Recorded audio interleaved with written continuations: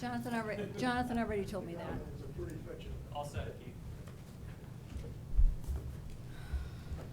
Okay, call this meeting to order. Roll call, please. Brian Card, Here. Verga Lawrence. Here, John Sarantopoulos. Here. Matthew Wendorf, absent with notification. Michael Huco, Here. and Keith Thurlow. Here. Seating of alternates. I guess Matthew, Michael, you can sit in for Matthew. Addendums, Not at this time. citizens' comments and items not subject to the public hearing. Anybody want any comments? Do we need to read everything about the? Mr. Chair, I do have at least one caller on the line.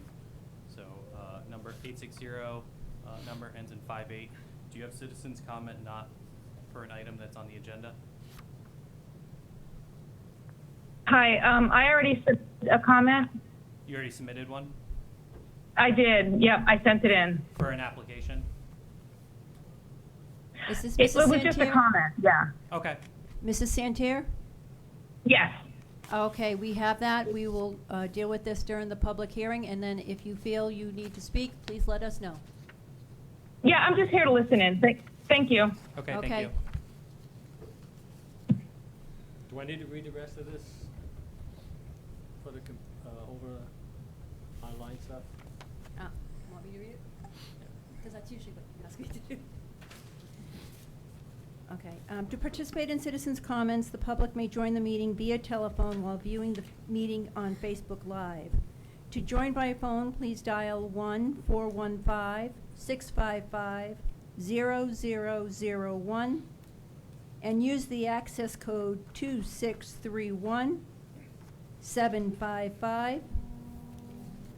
2631-755-2865. Again, that access code is 2631-755-2865.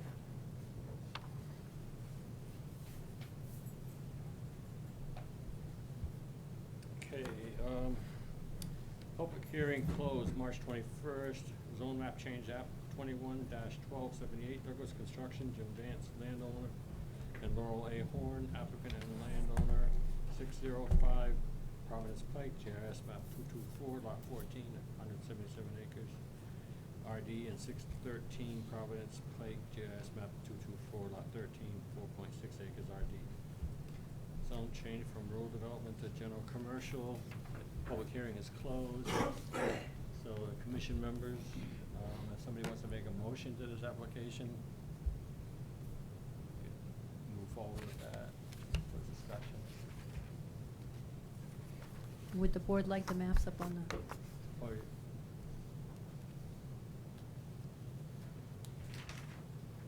if you want, we can just have discussion first. I like to do usually get a I motion. think a motion needs to be made first before you have discussion. Technically, it's would be. Okay, I've I'll always make done that it. motion. I'll be a good doobie and make that motion. Are you making a motion to approve? Make your motion. I thought it was Please. to open, No, No. motion to approve. to approve or deny Douglas. Okay, let's have a motion to approve. Do I have a second? Before you second, you need to state your reasons why. You have to state your reasons Yeah, but why she you doesn't approve. usually do that till the end, do we? No, you have to state your reasons why in the motion to approve before it can be seconded. I can second with reasons, but There's some commissions that will take the position that they always do an affirmative motion, in which case, in some instances, you'd make a motion that you ultimately intend to deny.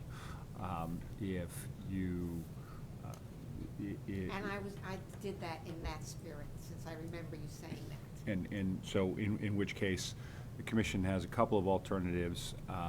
The courts would like to see reasons stated for the motion. It's not a legal requirement. If a motion is made and seconded and it's approved without the commission adopting a formal reason, then the court will just look at the record and decide whether the decision can be supported. And if the reason is built into the motion, and it's seconded, then that reason would be adopted as the reason of the commission. So You can make a motion and have it seconded without a specific reason, deliberate, and then decide to adopt specific reasons if you wish to. So if the motion is being made for the purposes of open up discussion, you can make it and second it without specific reasons if you wish. There's no hard and fast rule one way or the other. Okay, they're just checking, because all rules to say if you're gonna, motion to approve has to have reasons stated on the record, so. Usually And we that's do in that- your- usually that's in we your do own- that. That's okay. in our rule, yeah. If it's in your- Section 900. Okay. But they can always make, they can always make an amendment to the motion, could they not, and add the reasons behind them at that time? Yes, you can, it's just a lot easier to do it with the initial motion, that's what I was saying, but. Well, either way, And Commissioner Carter, I was So commenting can on just I on general add a rule. not- provision that I am making this motion simply for opening up the Sure. discussion? Sure, I'll second. all right. Discussion. Anybody want to discuss? I have a question Sir? to staff. That petition that was filed, that met the standards for the radius residents within the area?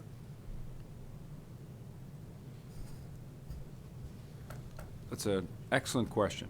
It was looked at between the last meeting and this one, and I believed, based on the initial review, that it passed muster under your regulation that says that if you have 20% of the number of owners within 500 feet, then it requires a supermajority vote.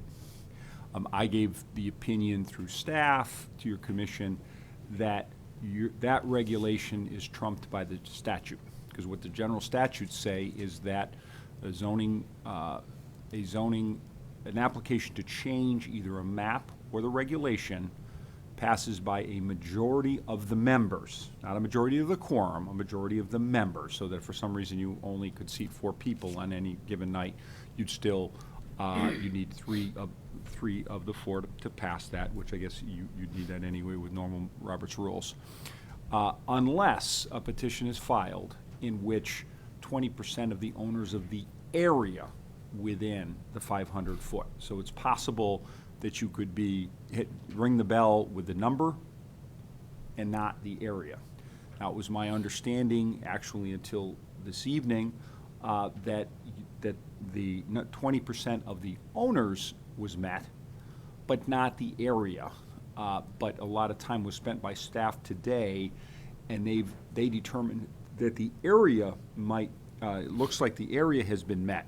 There is a question that was raised because maybe not all of the owners of the particular properties have signed, and there's a legal question applicant's counsel had raised, and I have to look at a case on that, that's whether or not that is a valid petition for that property owner, if you have less than all of the owners signing on. I'll have to look at that. So my advice would be for the commission to simply make the vote. And we do not need to declare whether it's passed or denied tonight.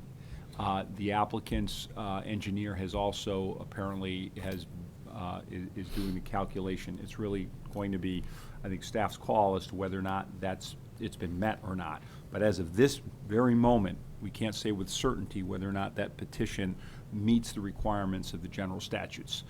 In my opinion, you shouldn't wait to vote on it, because your vote shouldn't, you know there's been a petition, you know the people who've done that, you know that a zoning regulation amendment is not a popularity contest. It's based on the policies, the merits, so you should decide on the merits. But whether or not it'll be published as an approval or denial, we can't say with certainty tonight. Does that make sense, Dan? I'm not questioning. Mhm. I'm just Which saying- part, because which? Well, so, I'm sitting on, well, what do you do? You know? Just It's move like you forward. just make a motion to move forward, that's it? We've already made the motion. Okay, and, So, yeah, we move forward, and then we can determine if we meet the conditions of the Yeah. so that means petition. we don't have to do a decision. Yes, we have to make our decision, and then later they will make sure that we're in conformance. Let me give you an example. On a zoning First board, for me. on a zoning board of appeals, A zoning board of appeals has to have 4 votes for all variances for all appeals of a zoning enforcement decision. So it's not uncommon that a motion is made and 3 persons vote in favor and 2 against, which most people think that's considered, an approval. And it's not, it's a denial, because 4 votes are necessary. So what's not clear is whether you need 3 or 4 votes to pass this. And the only way we'll know that is to verify a couple of more details on the petition that's been filed. In theory, you could wait until we knew for sure to make your decision if you wanted to. All I'm suggesting is that whether or not the general statutes requires the 4 or 3 really shouldn't bear on your decision of whether you're going to say yes or no to approve the zone change. So that you could go ahead and make the decision tonight. And it's possible the petition's irrelevant, because the commission might unanimously approve, might unanimously deny, what have you. But if it turns out that it is a motion to approve by a vote of 3 out of 5, then we need to verify some more details before we'll know whether that should be treated as an approval or a denial. Okay, so then either I make a different, I'm allowed to make a different motion now that I. You'd have to withdraw and. Okay, I'm gonna withdraw what I, But let me just, the dialogue, why would that make a difference on your motion? In other words, ultimately, if you're in favor or against, should, you raised it as a point of discussion, and I guess the motion could be withdrawn and you can move to deny. But either way, what has to happen to approve it is either 3 votes or 4 votes in favor, depending on how the petition okay, is so determined. if the motion I made is just a preliminary procedure to get through the legalities of this situation, but is in no way, shape, or form how I would vote on the actual thing, Mhm. okay? So, as long as we understand that we're gonna have another vote later that actually is what our, You made a motion. In the end, ultimately, everybody's gonna make a vote to that Okay. motion. Mr. Chairman, are we still under discussion? We're into the discussion portion of the motion. Okay, could I ask another question? Yes, sure. What percentage of the people participated within that zone? Are we entitled to know that?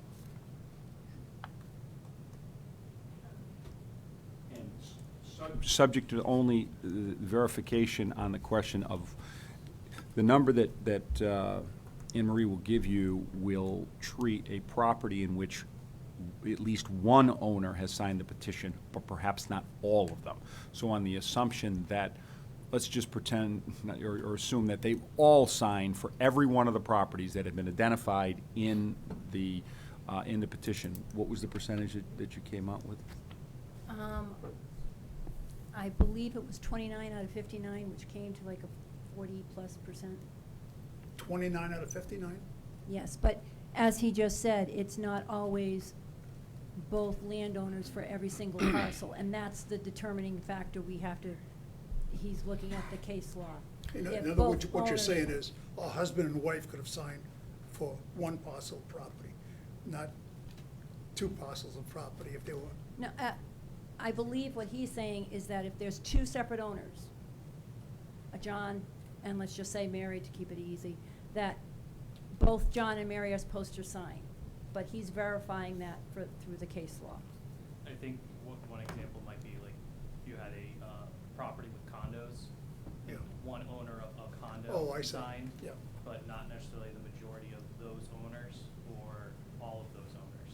signed. So you're not talking about spouses signing for the same property then, as 2 people signing? Yeah, Yes. okay. That's exactly. That is, and the percentage, and you could verify, but when you based it on area, which is what the statute required, it's close, it's 22%. So just over 22% of the area is within the 500 feet, has been subject to a person signing on as a protester.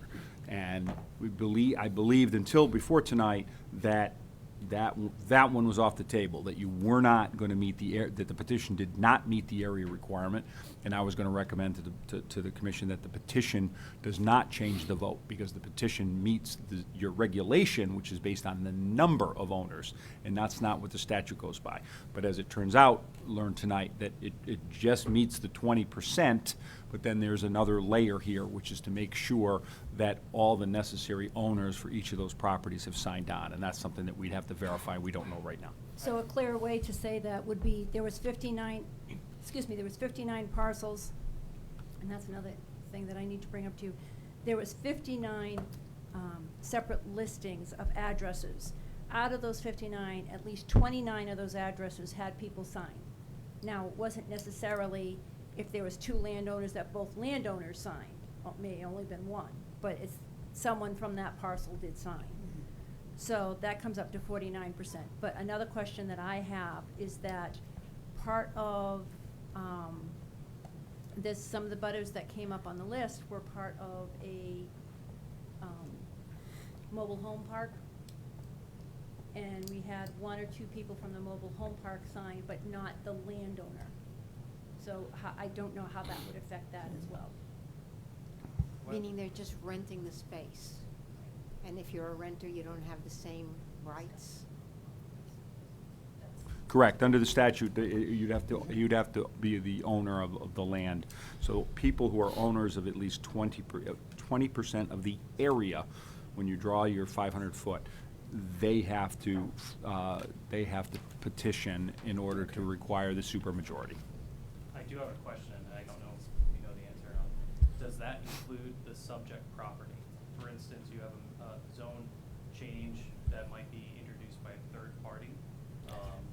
Would that include the parcel versus not? I know in the past the towns proposed map changes for stretches of properties that weren't necessarily being brought forward by the applicant of said property.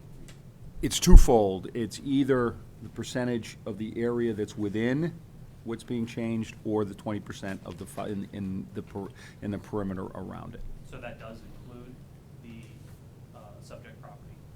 In this calculation, no, because you're getting all the petitions are not persons who are within the area that's being changed. It's only the perimeter. But in some instances, somebody might propose a zone change that incorporates a bunch of other parcels, including ones they don't own. I mean, as odd as that sounds, that's what happened when you adopted zoning in the first place. You zoned everybody's property, whether they asked for it or not. So your commission or a person could come in and file an application that not only includes their land, but 4 or 5 other parcels. If the other parcel owners that would be subject to the change opposed it, and they reached 20% of the area within the zone change, then that would be a valid petition. But in this case, the only calculus that matters is the perimeter. So the math, the interior does not count towards the 20%. Thank you.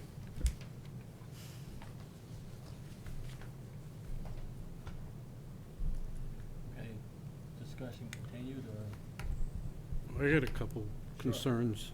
One of them, well, listening to the people, was traffic, which I know that's a state highway, so the state has to be involved in that as far as the traffic. And with that is the noise. It's hard, there's more traffic, more noises. One of the things was there's no city water or Connecticut water out there, so it would be wells for domestic and for fire prevention. So what is that going to do to the neighborhood wells, if anything? I don't know. The aqueduct out there, and like, I think it was Mr. Anderson, maybe a fund can be set up to make sure, you hate to see the people that, live out there now, that wells go dry, set up a fund for the neighborhood if something happened that way. And the last one I had was the concept plan.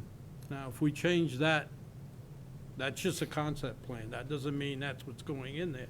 But if we change it, they can put in anything they want. I guess they have to come back to us with a plan saying what. Anything allowed under general commercial would be allowed on that property, whether it's a special permit or a site already an approved use. That is a correct statement. So do they have to, if they want to It build? it depends if it's an approved use by right, then it's a site plan approval that gets submitted to the Planning and Zoning Commission for review. Yeah. If it's a special permit, it would come in front of this commission for a public hearing. But that's with any development, so. So that's, one of my concerns is, you know, they said, here's what we plan on doing it, but it not necessarily, they have to. That's, you know, we just open it up if we change that to general commercial to anything under our regulations. That was my concerns. Mr. Chairman? Sorry, a couple things. So again, I looked long and hard over the weekend on this particular application, and I went back and looked at what we've done over the last 5 or 6 years. And if you look at our regulatory changes we've done, like I said, probably over the last 6 or 7 years, we've done a lot of flexibility changes to our regs to allow for development in this town. We've changed the PRD rules, changed the cluster development, we've done secondary dwellings, all to enhance residential development in this town. I think some of those have backfired against us. That things have not gone well, specifically to your point, Mr. Yuko, regarding traffic, well water issues, overdevelopment of lots. And I think some of the things we've done that are allowed currently on this property right now as rural could be more detrimental to the area than general commercial. You know, specifically when you look at cluster development and PRD. So, I have a lot of those same concerns, but I do think we look at this particular tract, and I think it's probably beneficial for the town. And I put a lot of credence to what the Economic Development Commission says at the meeting last time, that I think if we truly want to develop as a town, we need to look at and be flexible in offering businesses to relocate to this town. And I think having a parcel like this that's really on a major highway, it only has limited uses because of, again, no water and no sewer. Anything that comes in front of us, I think, will be looked at with a very hard eye from a development standpoint. It fits within our POCD, and I can cite sections that it fits. I do think this potentially is a better use for the town in having economic business come to the town, where we have small hubs, we have small commercial contractors, we have things that will support the development of other businesses in this community. To see this go residential, I think, is probably more a detriment to the community, in my opinion, even though that's what it's zoned right now, because I think that would be more of a draw on the taxpayer issues that we have. You know, school systems, roads, I mean, all those things that would happen, the conservation areas that potentially could be added to, and a nice conservation corridor there. So, all that being said, it's kind of a roundabout way of saying that I've actually kind of turned on this one from the last time it came in front of us, and I think we need to take all of that into account as we look at this potential property. So, it's 180 some odd acres, if I remember right. That's a lot of houses that can go on that property. And that's something we need to think about if it stays residential. We know that the landowner wants to sell. Somebody's gonna buy it, somebody's gonna develop it. What sort of development do we wanna see in that 180 acres? And from a resident standpoint, a neighbor standpoint, given what other residential subdivisions that have come in front of us, when you have 180 potential houses that could go on there, when you start looking at cluster development, right? A lot of neighbors are gonna be upset about that too. That's gonna be more traffic, it's gonna be more issues. Potentially more wells installed on that property. It's gonna be the same exact issues, whether it's GC or residential development that's in front of us. So in our opinion, what's the best use of that property? You know? What can be done to that property that fits within and supports the growth of this town? That's, I think, what we need to look at. John, you got any discussion? Well, I disagree. You know, I think for the longest time, there's been a lot of confusion. On the one hand, we want good schools, we want to educate our children. On the other hand, we're looking for ways to stop residential building because we're afraid of school children coming into our system in order to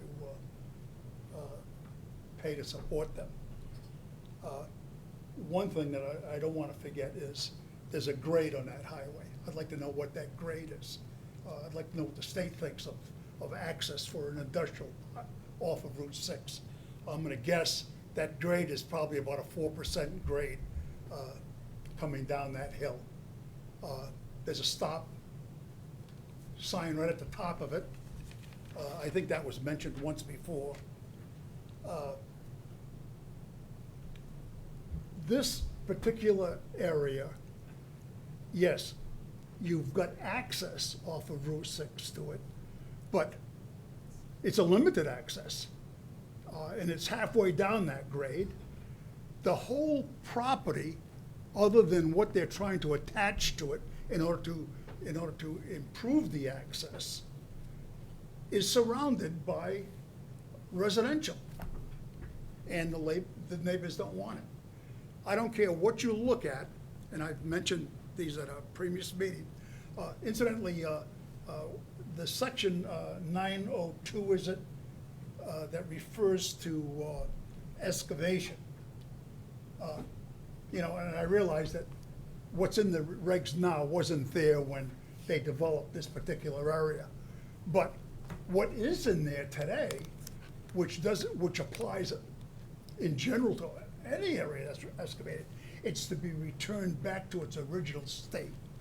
That tells me that simply because you go in and excavate an area for its material, that doesn't turn it into a industrial use of that property going forward. I don't care how many years has gone by since it was. But John, point of order, no one say that, and I don't think Yes, that's real. yes, they- yes, No, they- no, John, and Wait a minute. that's not relevant to this application. Yes, Pulling it up- is. Pulling up the previous use of that property, which is now stopped, is not That relative was- to this That was a site plan part of approval. the argument numerous times during their presentation, that this thing has been going on for 20-some odd years, and therefore, it's not a new use, it's what's been used.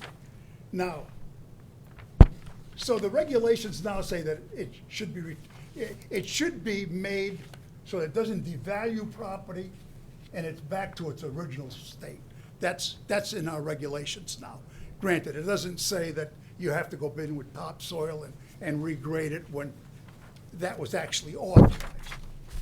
But what is in there, and I find this really disturbing, because right now, I'm just a resident of this community. I've been a resident for years. I've never done anything well, I take that back. My early career, I did work out of Killenly.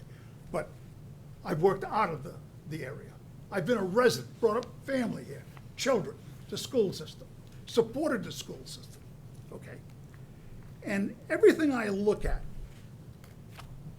Section 120, title, authority and intent, to promote the health, safety, and general welfare of all residents in the town. 402, general commercial district, are not suited to location within residential areas, okay? General commercial. It's okay if it joins a residential area, a general commercial area. If it's next door, you know, they're saying it's okay to expand. And our regulations say that if you want to expand, then you have to have 10 acres in order to do it. This is right in the middle of a residential area. And we've got 29% as it stands now that don't want it. And I'd be curious, you know, to understand why the remainder of people around there didn't sign it, whether they're in favor of it or against it. Section 432, adjacent to or nearby light industrial may be located adjacent to or nearby residential. It doesn't say within, okay? Section That's light, just 430 hold on, but that's light industrial, that's not this zone Okay, application. but I'm just giving you, That's you know, okay, but if we're gonna cite the whatever rules. affects a residential area. Okay. I think it's pertinent, okay? Section 436, number 1 intent, adjacent to or nearby residential areas. Commercial districts.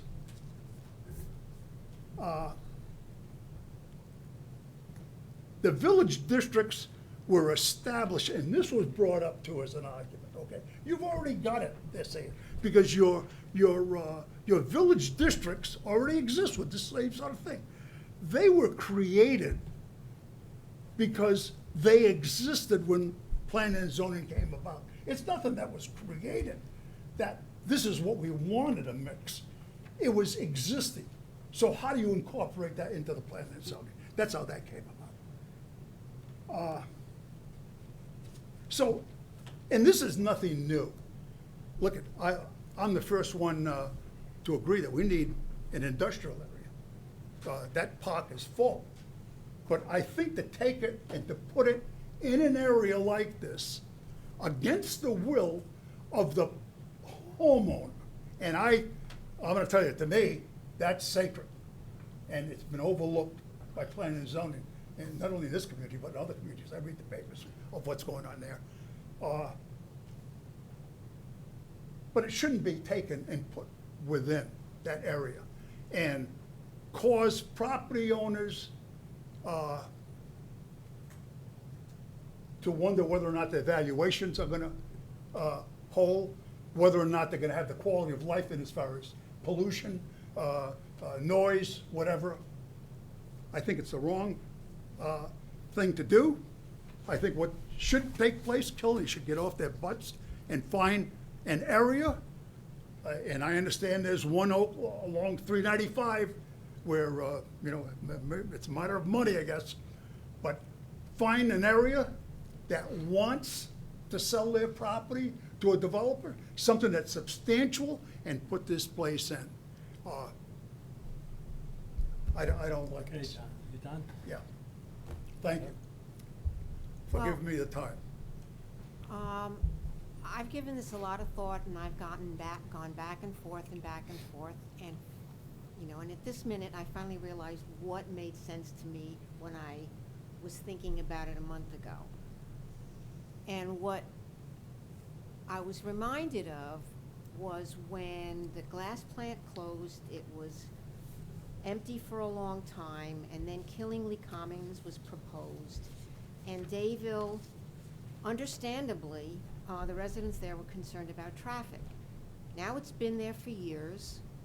I go there practically every day, and all of the things that people were afraid of, like traffic congestion, there's never been a time when I haven't been able to get past that mall without, you know, with any kind of traffic congestion. So I think it's entirely possible to have a commercial development in an area that looks unpromising and that it worked out. So. Could I respond to that? I don't know if we, I had a question for staff. Can I ask staff a question about on this map, lot 22, that's not included, am I understanding that correct? That's not included. All right, so then this gap over here between where it has access to Snake Meadow, or appears it has some sort of access, how wide is that gap in there? Does that meet the 50 feet, or is it less than? If you allow me to pull up the map, I can estimate it, It would be good but to the have GIS that. is just an estimate. Yeah, all of the strips that, I'm sorry, Jim Rossman with Stady Engineering. All of the strips that No. touch No. Snake Meadow are, No information. are leftover remnants of the Vance property, which are. I'm just talking about this one little, right here, connection there, and then you got. I can pull Oh, that well, up. every one of these are 50 feet. Yeah, you should get that from staff. The hearing's closed. Yeah, the hearing's closed, so. I was just so gonna if- say that. If The staff hearing could do is that. supposed to be closed. Yeah. And I'd still like to reply to what Fergus Okay, said. just a minute, please. Okay. It's just gonna take me a moment. I'm streaming the meeting from this.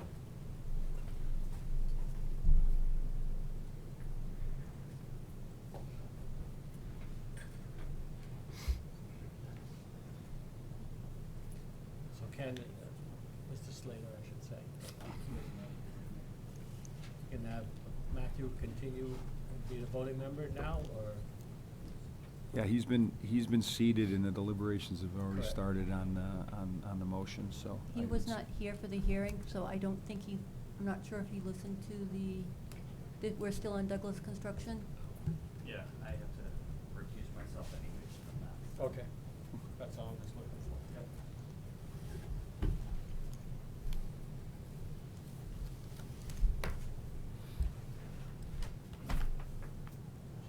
I'll share my screen so everyone can see.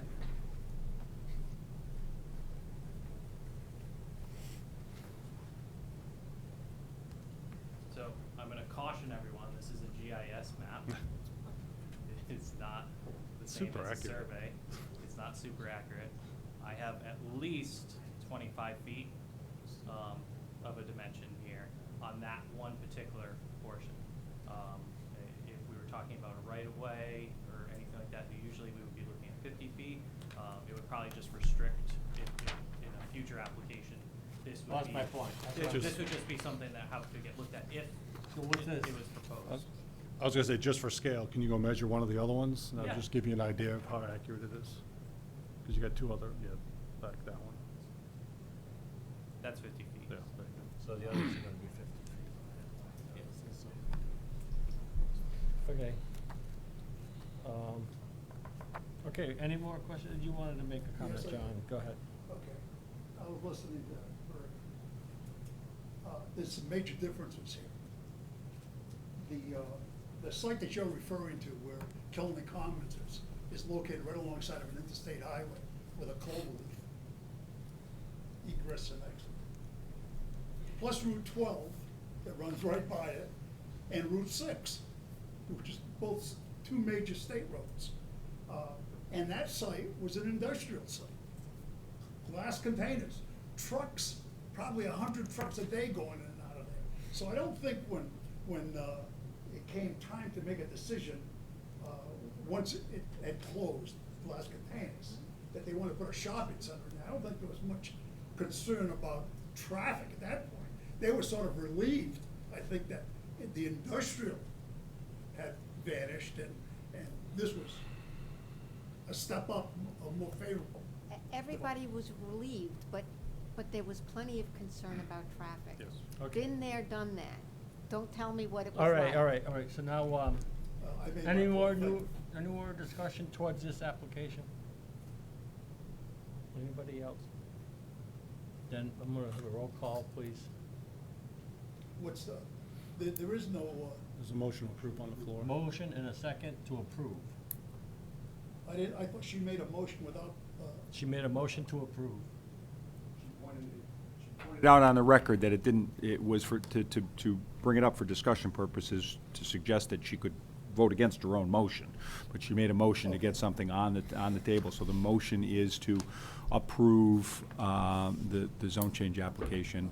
And it could be amended to include specific reasons for it as well. But Okay. Roll call. Brian Card, Yes. Vieta Lawrence, Yes. John Serentopoulos, no. Michael Huco, Yes. and Keith Thurlow. Yes. Now, motion, we need reasons between the motion makers. Well, I would make a reason in that this piece of property is located on Route 6, which is,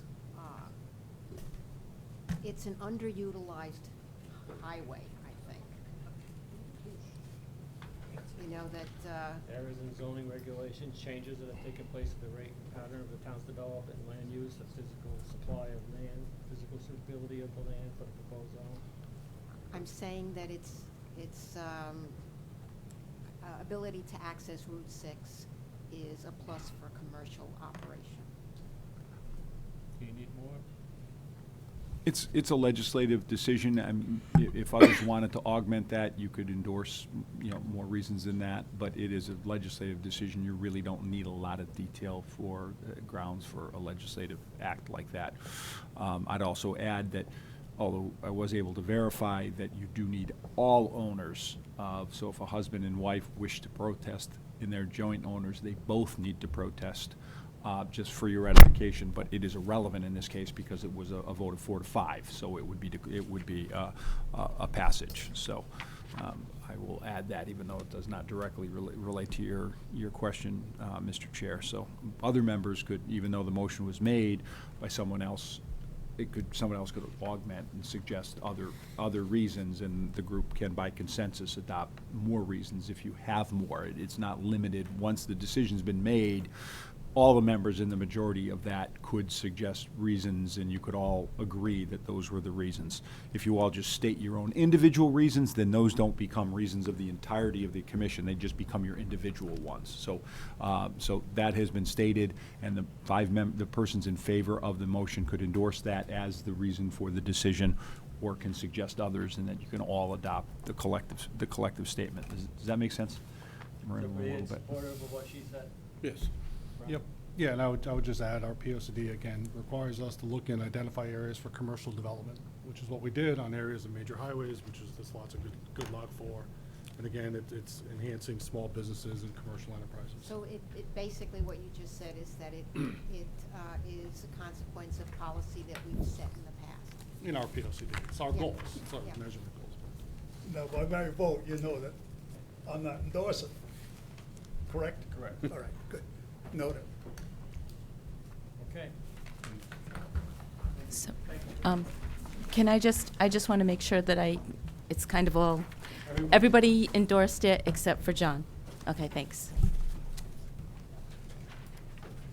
Okay. And just even for the minutes, he wouldn't, because John wasn't part of that vote, he voted against the motion. When they were reaching consensus of the reasons for the decision, John wouldn't weigh in on that at all. So it was just, that's the reason that was supported by the members in the majority, the 4 votes in favor.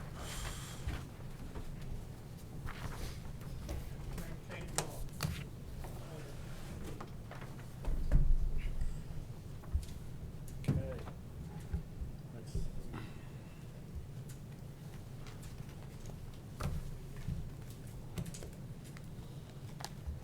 Give me a second here. Matthew? Jonathan, you want to check for Matthew? Yeah.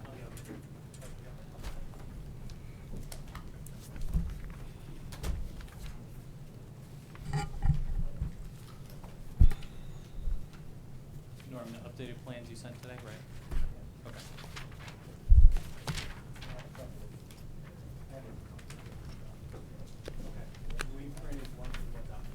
You're up. Yep.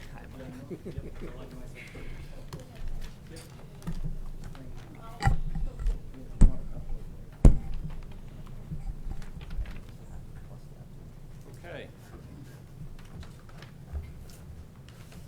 Special permit application number 22-1282, Jolly Commons LLC, 120 Watergan Road, JIS map 220, lot 21, 6.4 acres, general commercial zone, excavation and removal of gravel products under section 560, earth filling and excavation, section 700, special permit, and 470, site plan review. Mr. Norm Tebow, I presume, to speak to this application. Sir? Yes, sir. Can I just ask a question before? Sure. Since Matthew is now here for this, He's is alternate. he, You can speak and ask questions. but he's you an, can't vote. Matthew is an alternate? No, Matthew is the Okay. active member. All right, thanks. Mr. Hugo can speak, ask questions, not vote.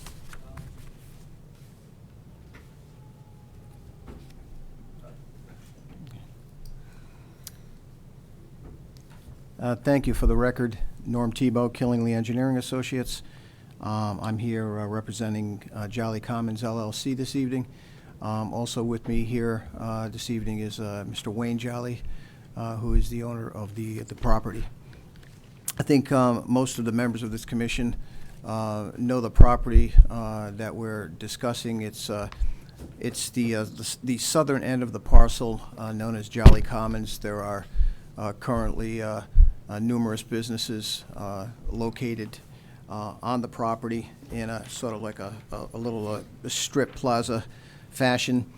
This is the far southern portion of the property. It kind of tapers down to a point on the southern end, and the northern end of it is adjacent to the existing parking area that exists at Jolly Commons right now. Now, what we're proposing here is to excavate slightly over 65,000 cubic yards of material from the site. Ultimately, it will produce a flatter site which ultimately could be developed at some point in the future. We are not here to propose anything in particular at this time, no buildings or no particular use for the property. And if in the future, if at some point in the future that were to be, then we would have to come back before this commission, also before the Connecticut DOT that they stated in their approval that I received from them.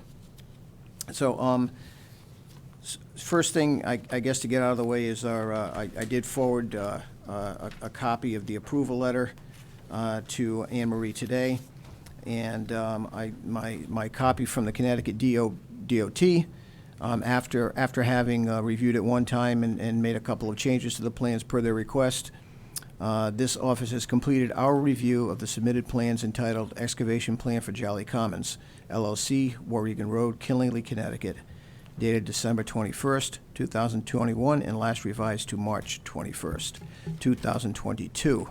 A final determination has been made, and we find the proposal acceptable with 2 further comments at this time.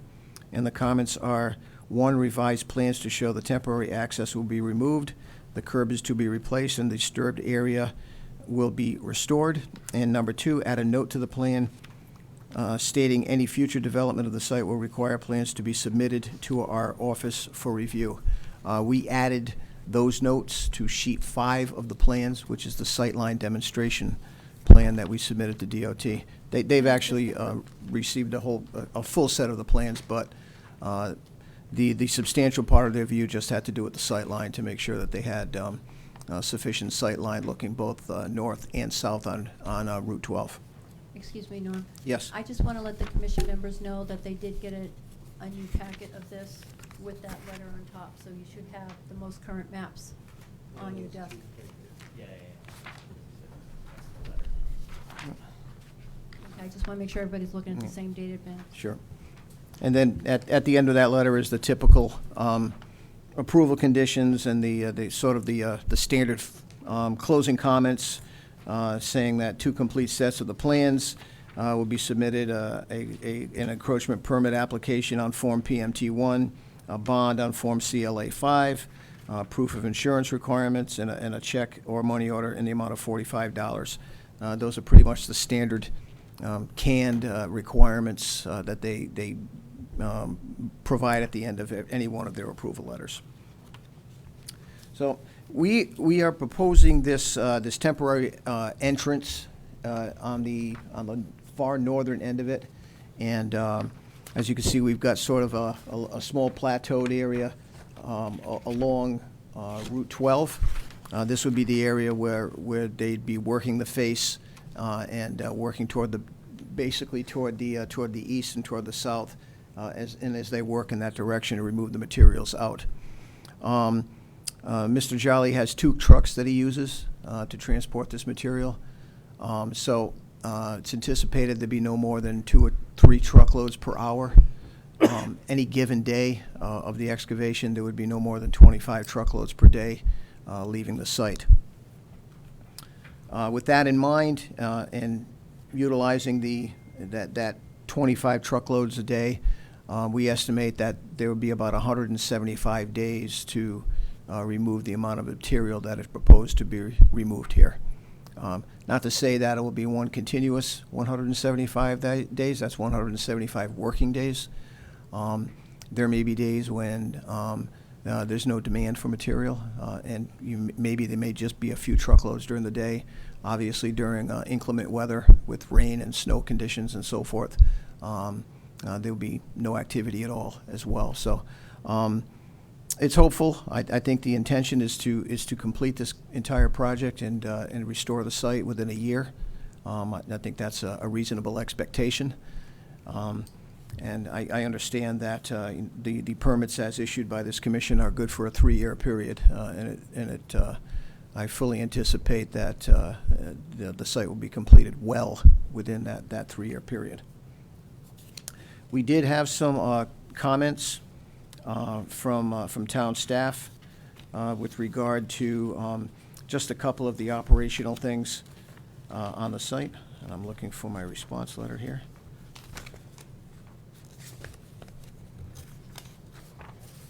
Okay. Yeah, so we had a review from Dave Capaccione. Specifically, the first comment was, as you know, a Connecticut DOT permit is required for this project. Please modify the plans to include their comments. Just in the nick of time, we actually received that approval letter this morning. So you have a copy of that, and we have modified the plans accordingly. One of the other questions is, will the anti-tracking pad remain after construction, or will it be removed? It will be removed.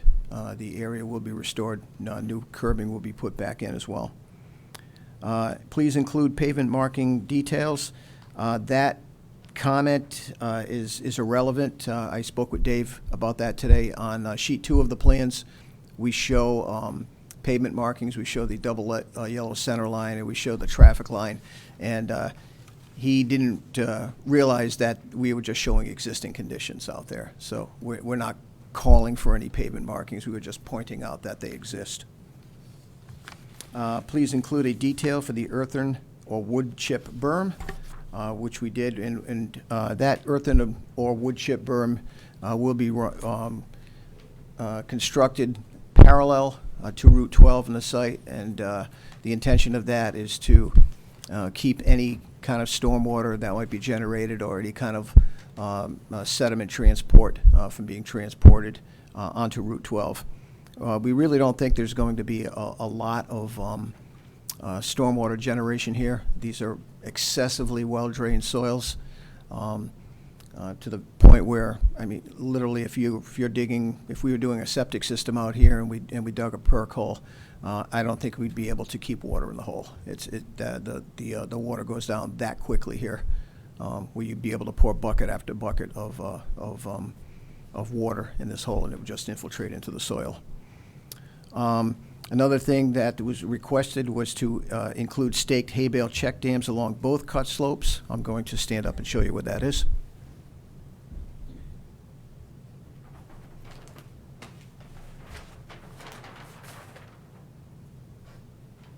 And that's, all right, it's along cut slope here and the cut slope along here.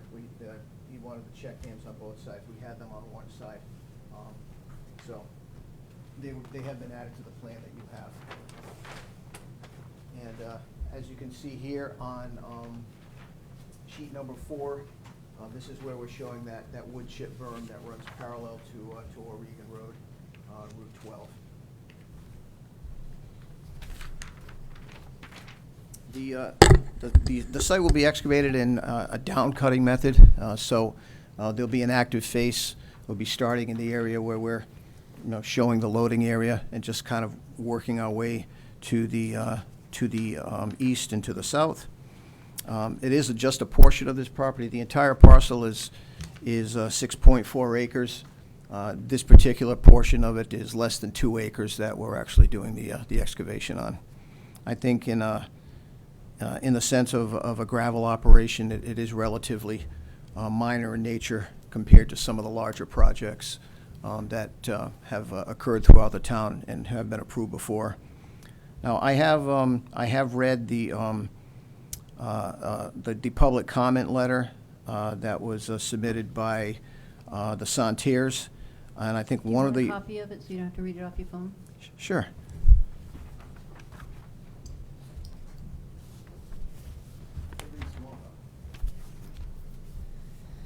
I point out that the Santerre property is on the far southern, across from the furthest southern portion of the parcel. So their concerns says, "Good afternoon. We live directly across from the proposed project and have some concerns. Unfortunately, we are unavailable to attend the meeting this evening. We plan to attend through Facebook Live, however. Technology sometimes fails us, and if that happens, we want our comments noted and addressed. The hill that is going to be taken down and leveled is directly across from our driveway. We have concerns about the effect of erosion and the resulting effect on our driveway, shed, and yard. When our driveway was installed, the state told us that if we ever have any excessive runoff issues, they would be responsible and would address. Is Jolly's going to be as responsible? We would like to have this issue addressed.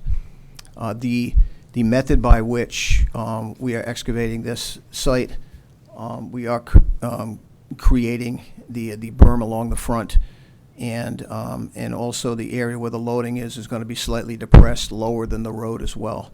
The DOT has reviewed this plan. They did not have any concerns. Norman Miller, who is the drainage engineer from the Connecticut DOT, did not have any comment on the plan at all. So they don't believe that it is going to be problematic. It's certainly not going to travel across Route 12 and impact properties across the street from it. Taking out all this gravel is going to create a lot of dust and airborne debris. We spend a lot of time outdoors and garden organically. The plans state that the ground will be wet down occasionally. Is that going to be a strong enough measure to deal with dust and airborne debris that is going to be released? We would like to have this issue addressed. I think Mr. Jolly is very cognizant of this potential issue. He does have a lot of experience in the sand and gravel business. And certainly when conditions are dry and if any kind of dust is being generated, it would certainly behoove him to utilize application of water to try and knock that down. We do not propose utilizing calcium chloride on the site. We just think from an environmental standpoint, if you can keep up with just utilizing water, I think it's a much better solution to keep sites dust-free. Another thing too, because of the fact that this may be a 2 to 3 truck an hour type operation, it's not like you're going to have multiple machines out here and truckload after truckload after truckload of material leaving the site. The rate at which the site is being excavated and the rate at which the trucks actually leave the site is certainly much more manageable than if you are having this large-scale operation going on there. Route 12 is very busy. Most people travel way over the 45-mile-an-hour speed limit. There was a bus accident right in front of our driveway when my older daughter was in high school, and several deer have been hit and left right in front of our driveway. A person traveling too fast rammed into our mailbox and took it out. When our driveway was installed, the state was concerned about visibility and had to conduct a test to see if it was safe to even be installed. We have to say most days we leave our driveway quickly because as soon as we exit, someone is right behind us traveling way too fast. Where is the entrance and the exit going to be? If it's directly in front of our driveway, we have concerns about accidents and safety entering and leaving our property. We would like to have this issue addressed. The driveway is at the far northern end of the proposed excavation site. I think it's about as far from their driveway as it could be because it's really sort of hugging the northern end of the proposed excavation area. We have well over 700 feet of sightline distance in both directions from the proposed driveway. And the trucks will be able to access and egress the site safely. Also, what is to be done with the leveled property after the gravel removal is completed? We assume they will be adding it to Jolly Commons. If that is the case, we'll be blasting for a foundation. We have a well adjacent to Route 12. We don't want it harmed in any way. We also have an 86-year-old foundation on our house that is solid and never leaks. Our cellar is bone dry year-round, and we'd like to keep it that way. I don't really anticipate any ledge on this site at all. I know that there was no ledge when the Jolly Commons side of this was excavated in a similar fashion to what we're proposing here. Even the drainage that's been installed there was put in well below the final grades of that parking area. And similar to what exists here, it's very well drained sand and gravels on the site. We have lived here for almost 20 years. We are tax-paying, law-abiding citizens and maintain a beautiful property, always improving our lot and deserve respect. We have nothing against Jolly Concrete. We've even bought product from him in the past, but want these concerns addressed. I think, and I'm going to speak for Mr. Jolly, and I'm sure if you'd like to hear from him, he'd be happy to speak as well. But having had a business in this community for a couple of generations now, and having done a lot of work here, he certainly has respect for his neighbors and the other property owners. This is a short-term operation. Ultimately, Hopefully, there will be some additional building done over here, and Jolly Commons might be expanded. Like I said, that's not the intention at this point to do that, but this is merely preparing the property in a manner so that it could be developed at some point in the future.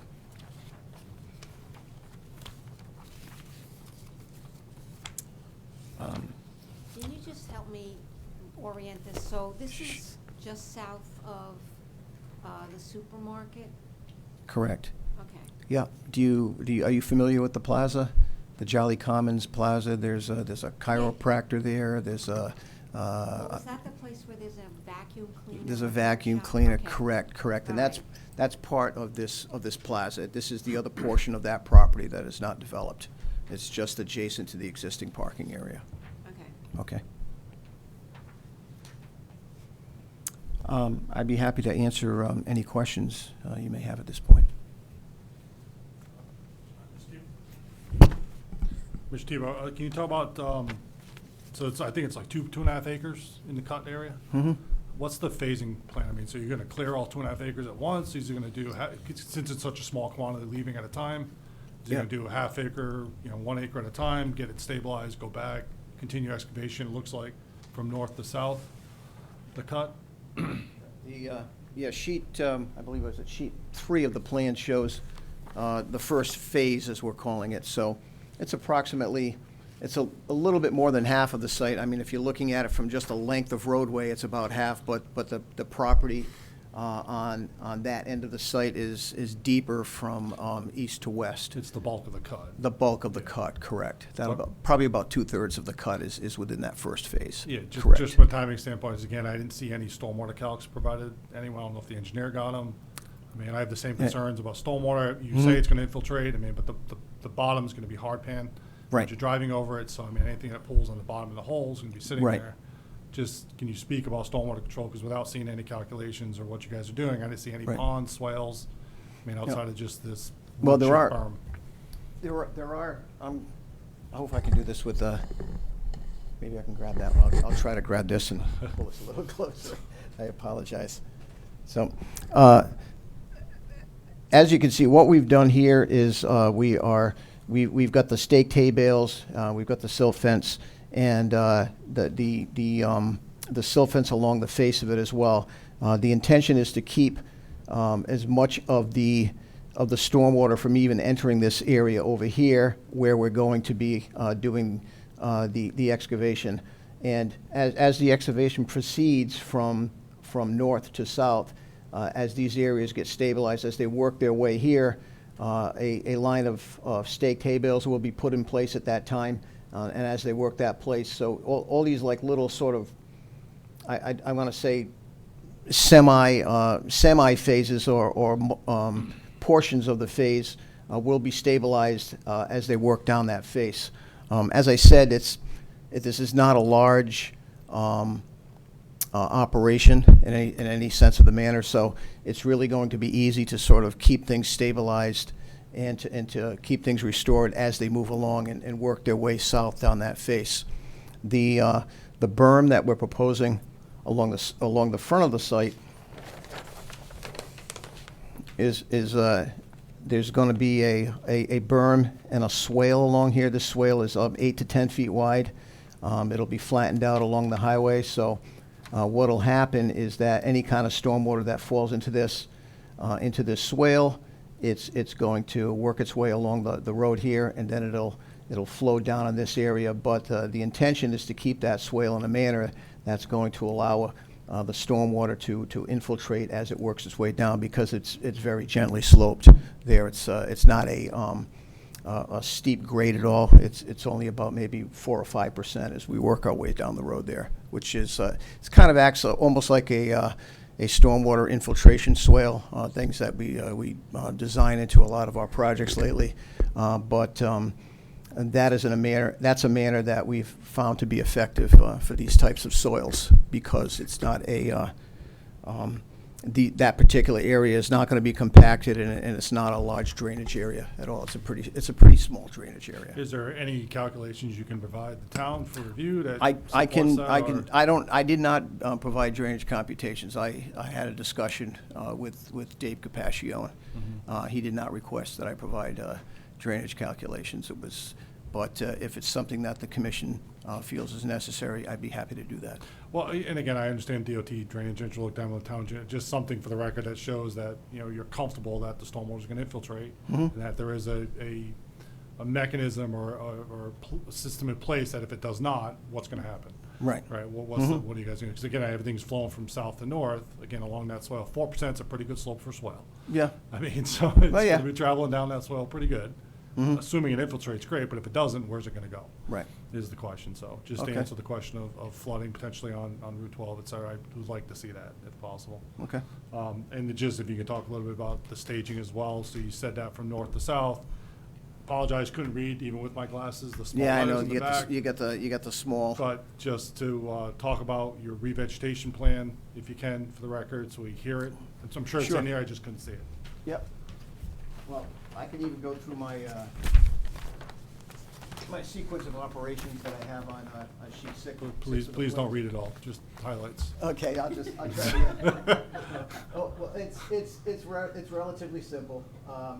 You know, we're going to, you know, cut the trees, remove the stumps in the area of the face, and then install the anti-tracking entrance, excavate, and remove any kind of the stumps, remove them from the site, get them off the site, stockpile the topsoil, and start working your way down the face.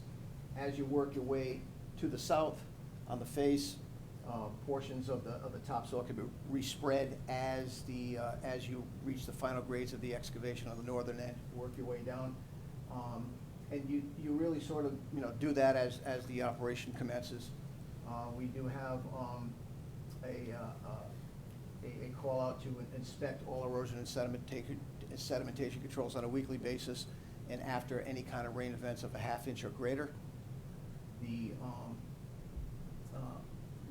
seed mix that we're providing is the New England Erosion Control Restoration Mix. Really good for these well-drained sites. This type of stuff really takes well to sort of drier conditions, which is what you're going to have for this particular site, and it grows very quickly too.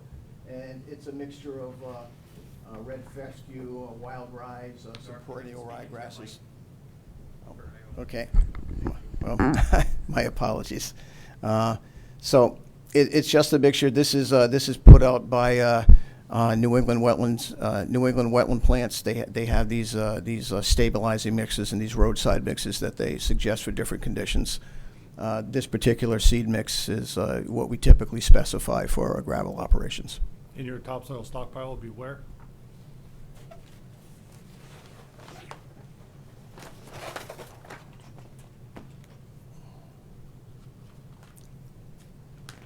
Oh, come on.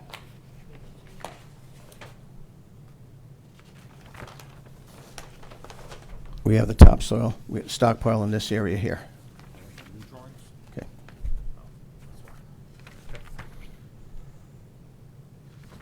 Yeah. What's that? I'm sure I undersized it there. I probably just scaled it incorrectly. It'll probably be twice that size.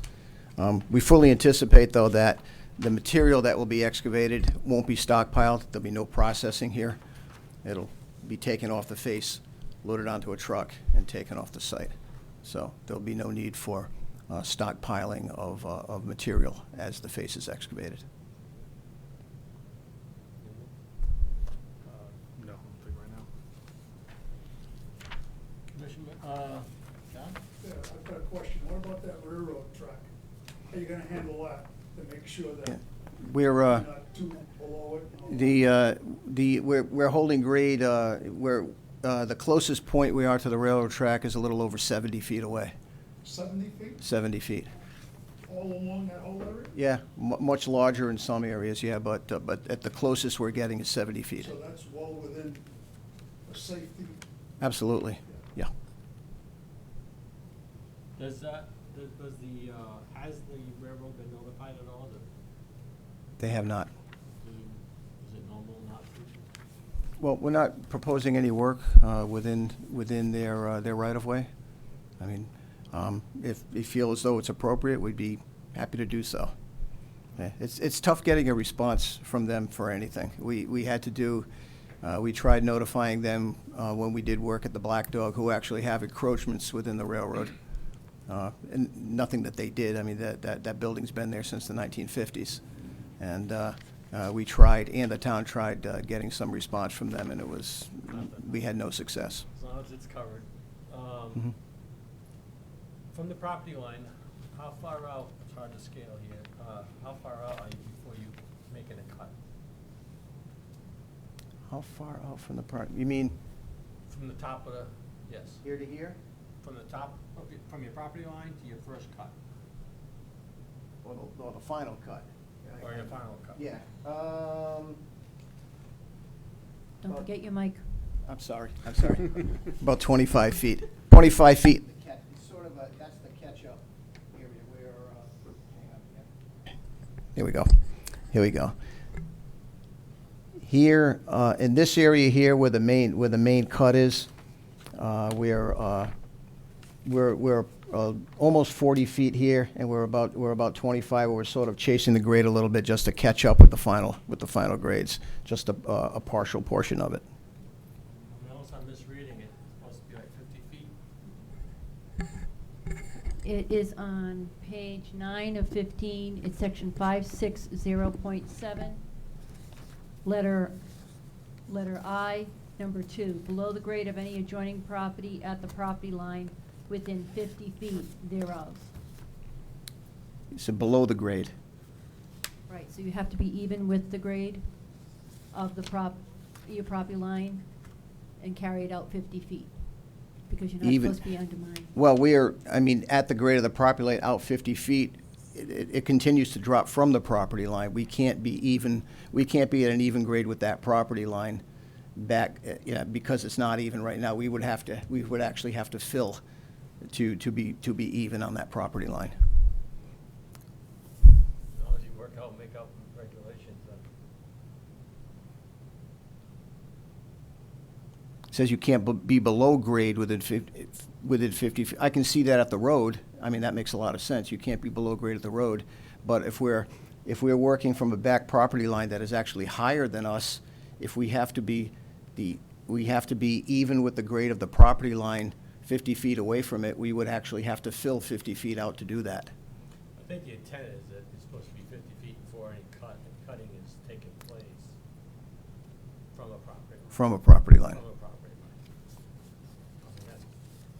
I mean, the logic would be that, for a matter of safety, from this property line and encroachment onto your neighbor's property, Right. and I think that's what we're looking for. Okay. You can always do a site walk with the engineer. You guys can have discussions about that. Yeah, I can certainly discuss that with Anne Marie and with Dave. We'll, Yeah. about the interpretation of that portion of the regulations. I mean, I understand where you're coming from. If I'm coming in from the road, I certainly don't want to be lower than the road. But if the property behind me is higher than me, then, how do I stay even with that property line 50 feet into my property when the property already drops off significantly over there? Like I said, I think the intent is to keep it stable from a neighbor's property, Mhm. protecting their property rights. Right. So you guys can get all the details. Okay. The other thing, one other question for me is, if you encounter any ledge, would you be doing any blasting to remove it, or are you just gonna leave it there? There's no ledge there, and I'm not gonna blast it. Well, no one Okay. can speak for him. Sure. Okay, that was a response from Mr. Jolly. He says there is no ledge there. He's pretty much sure of that, but if there were a ledge there, he would not blast it. I just want that on the record. Okay. No, I was just gonna say, while you're looking at I, you might as well just verify on the drawings, item 3 as well, that anything within 150 feet of any existing dwelling. I don't know where the houses are across the street. I don't know how close they are to the cut where it begins. Just something to verify. Okay. Okay. The other question I did have, any seeps on that hill or anything? So that's number one, and the land to the east, across the road, does that go up in topography? From the Yes. on the Yeah. road surface? Okay. Yeah, So- it continues to go up. All right. The, from the property line to the railroad tracks, 2, 4, 6, 8, 10, 12, Continues up. 16 to 18 feet higher. The railroad tracks are So 16 That's to... my question, no seeps or any groundwater issues on that hill or anything? So- No, we're not aware of them. I didn't note any when I was out there.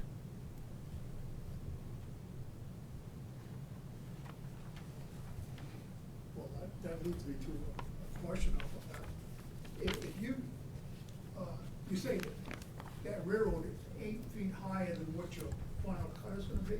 That's about 16 to 18 So feet how do you higher. handle that with their right of way to where you're excavating? I mean, you're not having an 8-foot drop, are you? Oh, no, not at all. No, in fact, the drop-off from the railroad to the property line is much steeper than what the final grades on this site are going to be. We have a 2.5 to 1 slopes. Here are the final grades on the property. There are 1 to 1 or even steeper slopes coming off the railroad tracks to the property line.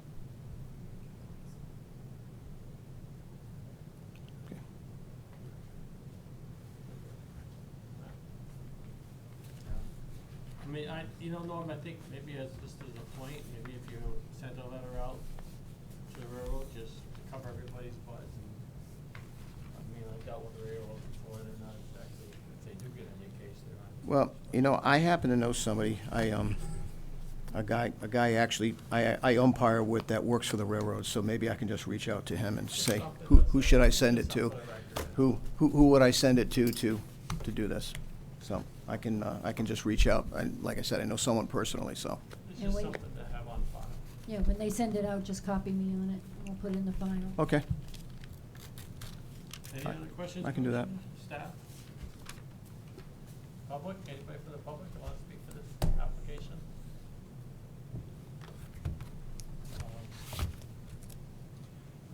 I got one more question.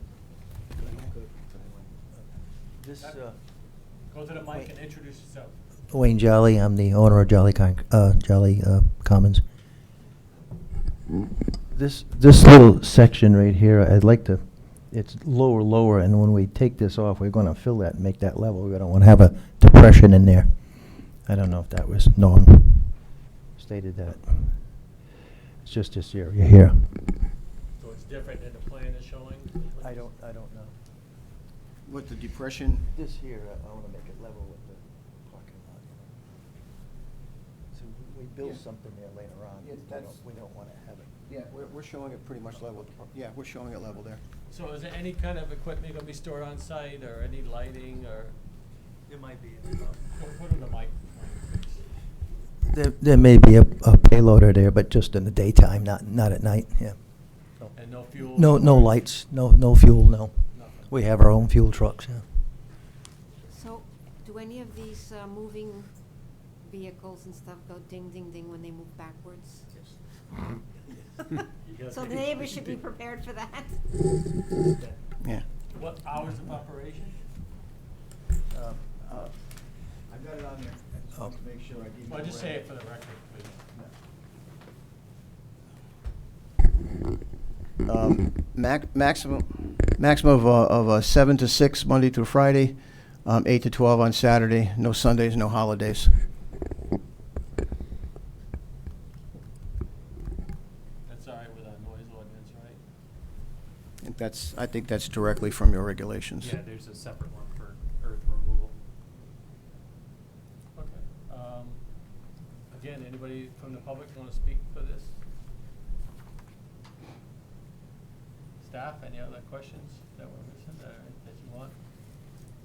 No, but I think we will take that site walk with the engineer. I'm just looking, I haven't looked at the bigger plan yet, so I'm squinting at one. Is it showing new or existing wire at the roadway, like a like guardrail? Is that what's shown? No, there? no, Okay. there's no guardrail. I thought I was seeing a fence.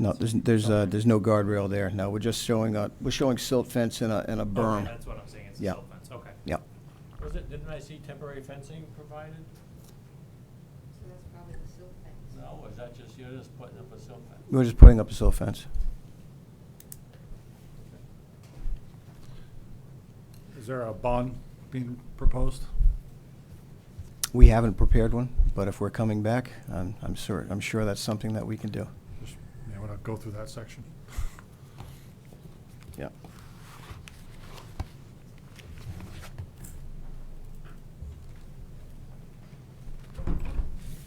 It's section 560.8.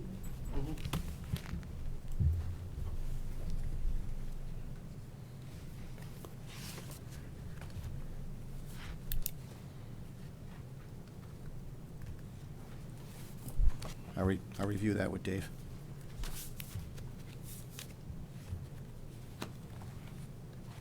What do you expect the overall time length to be? I mean, obviously you're not locked in, but. Well, I think I said at the beginning, it would certainly be nice to do it in a year. I think a lot of it is going to depend on demand as well. But I know that based on your regulations, the permits are issued for a 3-year period, and I understand. I don't believe that we want to be able. I don't believe we want to be able to get to the point where we have to renew it. Okay. All right, one more time for commissioners, questions, anybody? John, Brian, Virgil, Matt, staff again, public? Okay, a motion to close public hearing? I'll make a motion to close. No? Mr. Sorry, no, go ahead, you can make the motion, but we have a bunch of open items. Don't do that to me again. So, Okay, tell me. make a motion to continue the public hearing. What do we got? You remind me. The next, our next meeting date for a public hearing would be May 16th. So if you want to continue. it What to other the- items are left open? That's, I got performance bond, E&S stormwater calcs, the letter to railroads, section 560.7I items. Plus, if there's going to be a site visit, and someone's going to come back and report to the commission on a site visit, Right. that should be during an open public hearing. Okay, can I have a motion to continue the public? I'll make that motion. Berger makes a motion, second? John seconds it. Any further discussion? And All in this will be favor, to May say- 16th. Continue Aye. to May 16th. Yes, May 16th. You guys threw me off guard. Sorry. All in favor, say aye. Aye. Aye. Opposed or abstentions? Okay. We'll see you then, gentlemen. We'll see Norm in a few minutes or something else, I think. Where am I?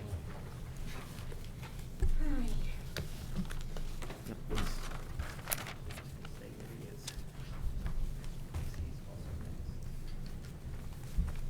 Okay. Special permit application number 22-1286, American Storage Centers LLC. American Support Centers, landowner, 551 Westcott Road, GIS map 214, lot 5, 3.8 acre, general commercial. Request to construct 6 new buildings for one existing building to establish a self-storage facility under town regulations 420.2.2Q. And again, there's new plans in the letter.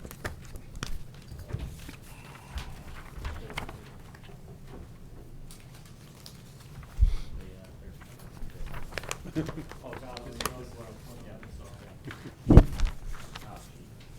Okay, even like this.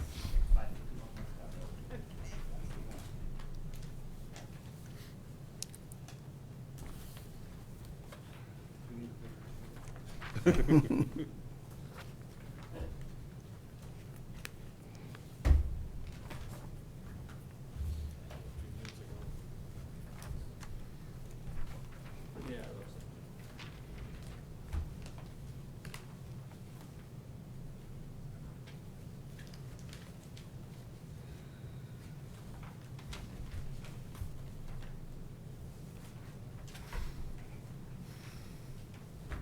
Well, we'll just continue on here. Mr. Tebow, if you'd like to. Thank you. For the record, Norm Tebow, Killingly Engineering Associates. I'm here representing American Storage Centers this evening. Project I'm sure the commission is familiar with. This is the former Bi-Rite lumber site, general commercial zone, 3.8 acres, located on Westcott Road. This has more recently been the American Sports Center, where there was an indoor sports facility, and unfortunately, as a result of a lot of the COVID restrictions, that it's been difficult getting things going there. As a result, the owner is looking to do a mini storage facility here, which seems to be a sufficient use for the property. As you know, we were here before you previously with this application. And a couple of the items that I think were problematic at that time were, number one, we had things like pavement millings that were really unacceptable for the site. We also had some crushed stone surfaces. There were some current concerns with the moving around the site and where snow storage was going to be. So we took a second look at this and made some modifications based upon the commission's concerns, based upon staff review. And as a result, I think we've got a much more palatable situation here. Once again, as we did last time, we're here with proposing 6 buildings. A couple of the buildings have been reduced in size slightly, specifically the large building. I want to get this direction correct. The large building to the south is slightly narrower to provide a little more travel width between the property line and the building. And then the building to the west was also narrower. There were concerns that we had a lot. We had millings between a lot of these buildings, and as a result would be problematic for snow removal and maintaining the site.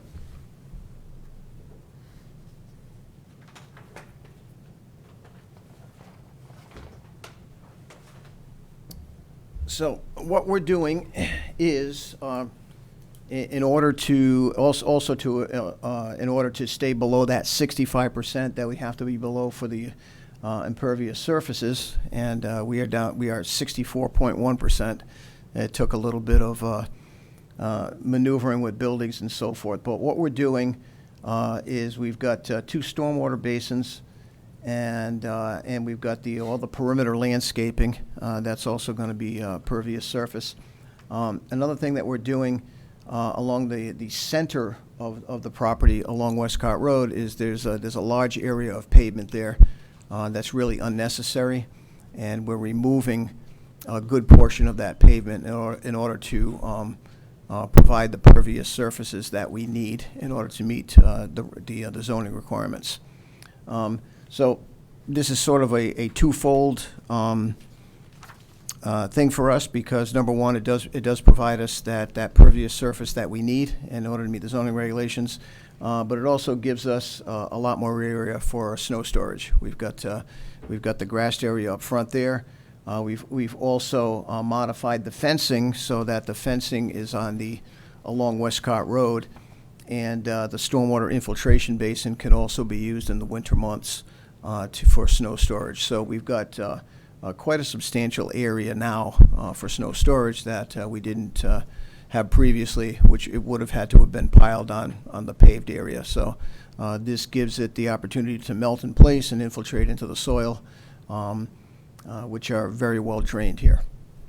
We did provide stormwater calculations to engineering, and they have approved them.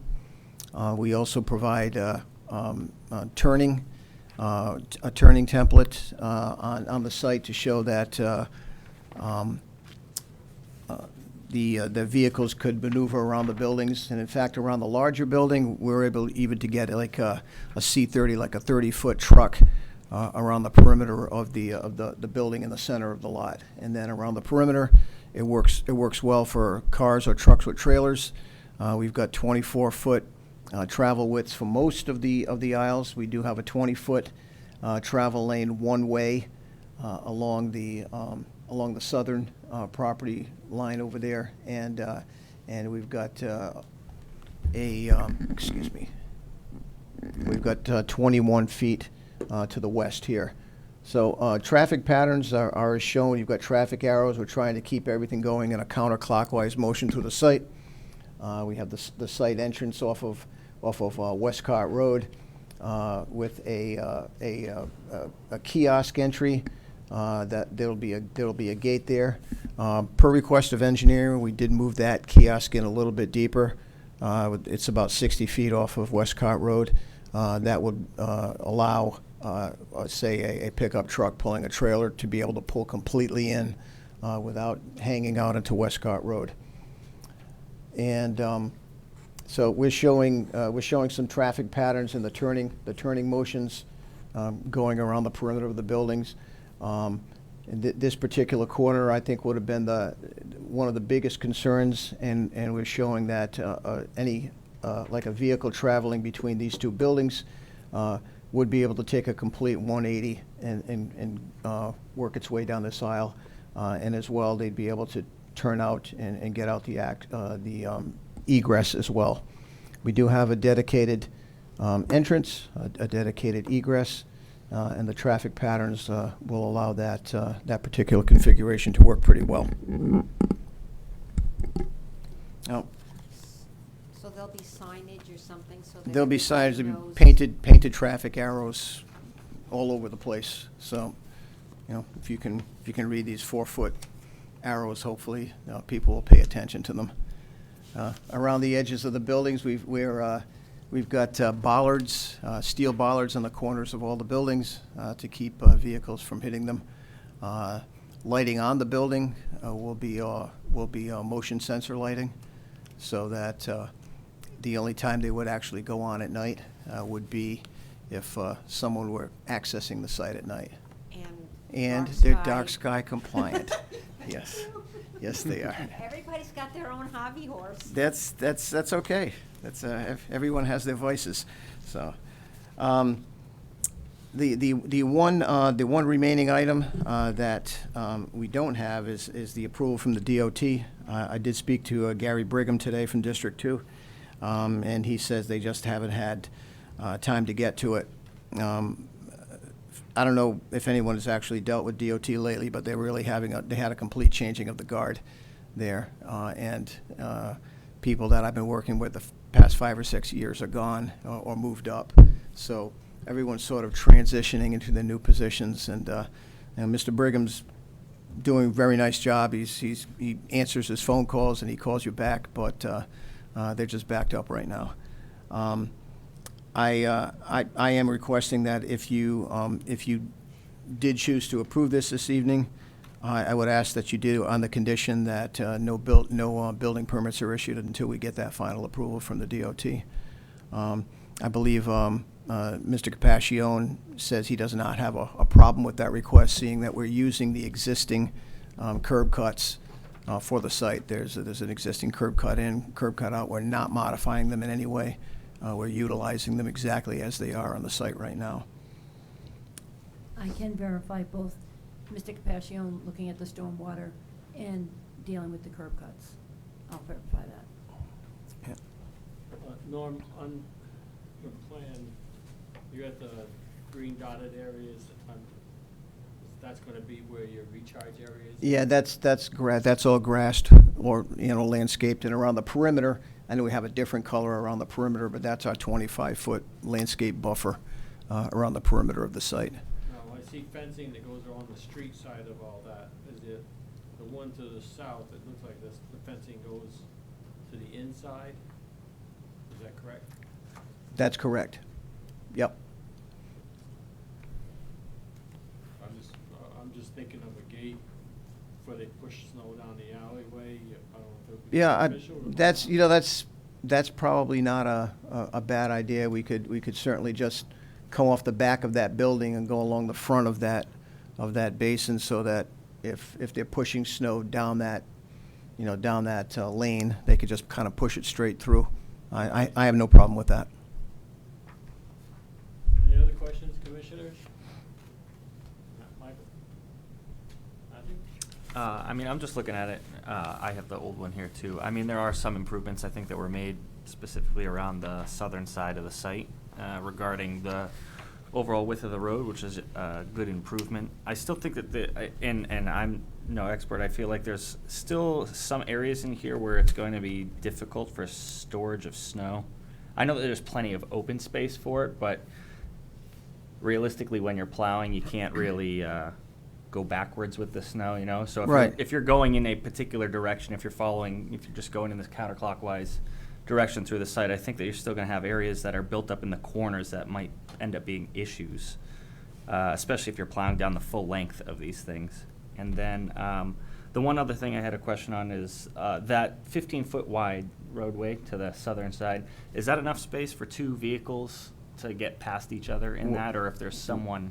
There's that's 20 feet. Okay. That's 20 feet, and it's a one-way.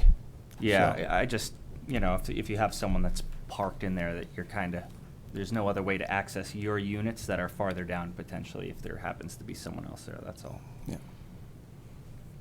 Well, it's no different than, a parking space is 10 feet wide, so if you like, hopefully they park responsibly and they leave enough room for people to drive by them. I would say that these are very, very low traffic uses. Even on a busy weekend, you may see 5 or 6 vehicles there for any given day. What we find with these types of uses, because I've permitted these in several other towns, and what we've found with these is that most of the people, they'll come and they'll drop off whatever they are in their storage units, and they don't really even go there until they're ready to move out. A lot of the people that use these types of things are people that live in apartments, and they'll put large items in there to store for an extended period of time. If they live in an apartment, they have kayaks, for instance. They'll put them in here for the winter, and in the summertime they'll strap them to their car, or skis or anything of that nature. And the same thing with people who are moving. If they're in a transition stage, they'll come here and they'll put their things in there, and they'll come back maybe one time for it. So it's not, sure, we've got 160 or so units here, but very, very seldom being used. There'll be days when there's no traffic at all here, or sometimes for days on end. Norm, how much slope do you have pitch from the back of the lot? Because there's no catch basins, right? There are a couple of infiltration basins on the northern side, because we're very flat there, so we've sort of got this sort of rolling condition there. But the total amount of slope we're going from, I can tell you right now.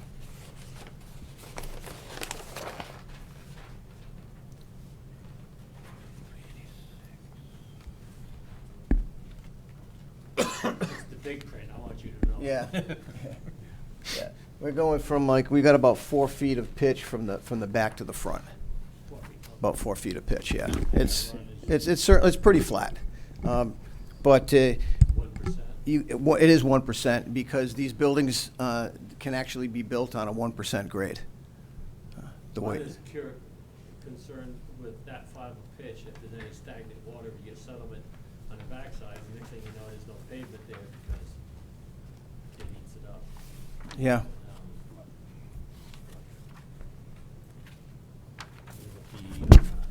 Yeah. And this is pretty much the way that these things are. They're very, these types of sites are pretty flat. They always have been, yeah. I get it. Like I said, in the areas where we think may be problematic, we do have basins with infiltrators built into them. we are very fortunate in that we've got some very well-drained soils on this site. We actually did, at one point, when the owner was looking to possibly expand the building to make a much larger sports center, it would have required a much larger septic system. So we did some groundwater monitoring for a season to see where the groundwater table was. And actually, we were trying to determine what the hydraulic gradient was, if there actually was a gradient from back to site hydraulically. But it's dead flat. We had monitoring wells 8 feet deep throughout the monitoring season, and we never had a drop of water in any of them. Would it be harmful, no, I'm asking you as the PE, would it be necessary or would it provide any drainage if you were to put one of those in the middle of the two long runs on the western end? Would the slope actually be blocked by the buildings? I mean, we could. We have the 1% grade there, and that's, I mean, that is We're talking 1% headed from the middle. from the middle out. and Yeah, south. the center of that building is the high point. Okay, And so we've it's got like 1% grading in both directions from that building. I know it's hard to see on those drawings, but I've got extensive spot grades there because it's really going to be driven by the foundation, because I think we've got a little bit of an advantage here where you're not just sort of grading blind. The slabs and the foundations are going to have to be set pretty specifically. So it's not actually prudent. Okay, Yeah. any other questions from anybody? Signage, big sign? They're gonna have I think they're just gonna have a sign on the building. Where did I put that? Hang on one second. Yeah, I show a proposed site sign right up front here near the entrance. I have a question about the bushes or whatever's gonna be planted around the perimeter. I mean, it looks like a lot of bushes. And I'm wondering, there's no note here as to, so they're gonna be tall but skinny in perpetuity? Because given the narrowness of the driveways Yeah. and all of that, at some point, what? Yeah, we are calling for, hang on, let me, they're dwarf trees, ornamental trees, things like cherries and so forth, and ornamental grasses. That's what we're calling for grasses. Okay. Okay, but they're specifically so that they're gonna stay within the, the Yeah. colored part rather than poke out into these. Yeah, narrow I mean, we've got driveways. 25 feet to work with, so it's a pretty substantial planting buffer that we can work in. But that being said, we certainly don't want 40-foot trees there. It doesn't make any sense. So we're calling for dwarf flowering trees. It could be like a dogwood or some flowering cherries, anything of that nature. Well, I would toss out the notion of them doing some sort of tall evergreens, because a dogwood is gonna be bare branches in the wintertime. Yes, it is. So it would seem to me that if there's any need, I mean, like somebody named Jeanette Dufresne, is surrounded, maybe she doesn't want to look at the Yeah. buildings. Well, Would like to have evergreens. it's all heavily wooded, right? Okay. Right now, to the right. The only place where it's not heavily wooded, on the south side, outside of our property, there's probably a strip of maybe, I want to say 30 to 40 feet of wooded, before it's open field, and the Dufresne home is several hundred feet further to the south. Okay. Also, if you notice, they have privacy slats in the chain link fence. Oh, yeah. So Norm, do you have any designated parking for inside the building? Is that just the one that's in the front? Just in the front, that's it. Yeah, So all access to the building is through the front? yes, it is. That's going to be a climate-controlled storage, ultimately. I think, How many units do you think you'll have inside there? Do you have any idea? I don't have any idea. Special permit, they'd show the building itself too. But that's it. Anybody else, questions, Commissioner? Yeah, that's climate controlled, right? Yes, it will be. Center one. The center one, Yeah. correct. Everybody's concerned about snow. You could use a snow blower too, couldn't you? Yeah, you could use a And snow. not be concerned about Yeah. pushing it. Yeah, the owner's gonna be doing all his own plowing. He does his own plowing now, so he's not gonna be hiring a company. He's got his truck with his plow on it. He said he would do all his own plowing. My point is, that's not a concern of mine, because Yeah. if you use a snow blower, I mean, If you got tight areas, yes, certainly, yeah. Okay. Anybody else with questions? Staff again? Jonathan? The well cover, that's kind of the southeastern corner there, is that on an island or? It's in a paved area. Okay. Yeah, it's, So, yeah. suitable for the cars, trucks? It's driving been driven over for Okay. ever. I just wanted to make sure it wasn't Yeah. narrow or in that one spot. Yeah, yeah. It's not an exposed well. It's below grade. I agree with Keith's comments about, that one infiltration basin too, that's kind of that south end. Mhm. The smaller one, it seems like just run the fence along Westcott and then go up instead of jogging it in. to the I agree. side. I agree with that. I think that's a good idea because, it just makes a lot more sense for snow removal to not have to push it through the fence. Agreed. Anything else from staff? Anybody from the public speak to this application? One more time for commission members? Norm, if I had a trailer, could I drive around this thing? Yes, you can. Yeah, okay. Not 50 feet. Yeah, Short exactly. trailer. You're not gonna. 6-foot trailer. Not a tractor trailer. If you got a pickup with a trailer on it, yeah. May I have- Go ahead. Just one more thing. I'm sorry. Where your oil tank is and propane tanks are on the existing building, you can have bollards to protect those? That Yeah. seems to be open to traffic, Yeah, right? yeah, we should, yeah, I agree, yeah, Okay. we can do that. Okay. Motion to close. I'll make that motion to close. Motion by Berger, second by I'll second the motion. Matthew. Any further discussion? All in favor, say aye. Aye. Opposed, abstentions? And it's closed. Okay. Unfinished business. Mr. Chair? Yes, sir. I was definitely here to help out in the issue with the hearing where there was the petition and also stuck around for these two hearings. Don't see anything on the rest of the agenda Looking that for permission to requires. leave. So, but I'm more than happy to, I enjoy my time with you, so I will stay all evening. It's your call. Yeah, that's fine. Thank you very much. All right. Good night, folks. For being here. My pleasure. Everybody else just gets up and sneaks out. Special permit application number 22-1282 is continued. Jolly Commons. Special permit application number 22-1286 American Storage Center.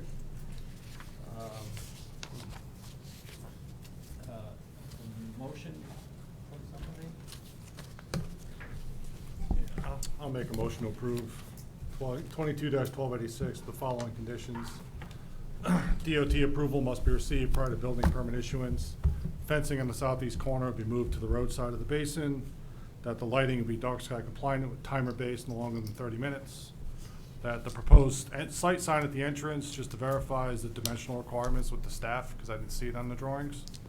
And that safety bollards where needed around the building structure, where the utility and tanks are for protection purposes. Second? Second. Second by Berger.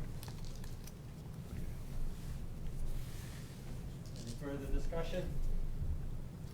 Roll call, please. Vidga Lawrence. Yes. John Sarantopoulos. yes. Matthew Wendorf. Yes. Brian Card. Yes. And Keith Thurlow. Yes. Motion carries unanimously. Thank you, Norm. Thank you. Are we done with you tonight? Are you staying for the rest of the evening? Are you representing everybody that's further? I think I'm good. Have a good day. You too. New business, Town of Kelly special permitted, application number 22-1287. Special permitted use under business park or commercial light industrial mixed use, multi-mixed use,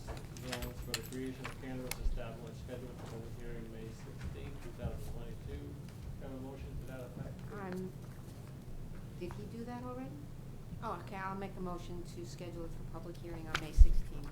Have a second? I'll second. John seconds it. Any further discussion? All in favor, say aye. Aye. Aye. Site plan application number 22-1288, Noah Janatatis, AKA Real Estate LLC owner, 162 Main Street, map 198, lot 126, Central Business District. Code regulations, 0.28 acres, for location of a new retail business, a liquor store, a pre-existing building, received and assigned staff to the site plan as the retail store will be one tenant and a multi-tenant pre-existing building. Does anyone want a motion to that effect?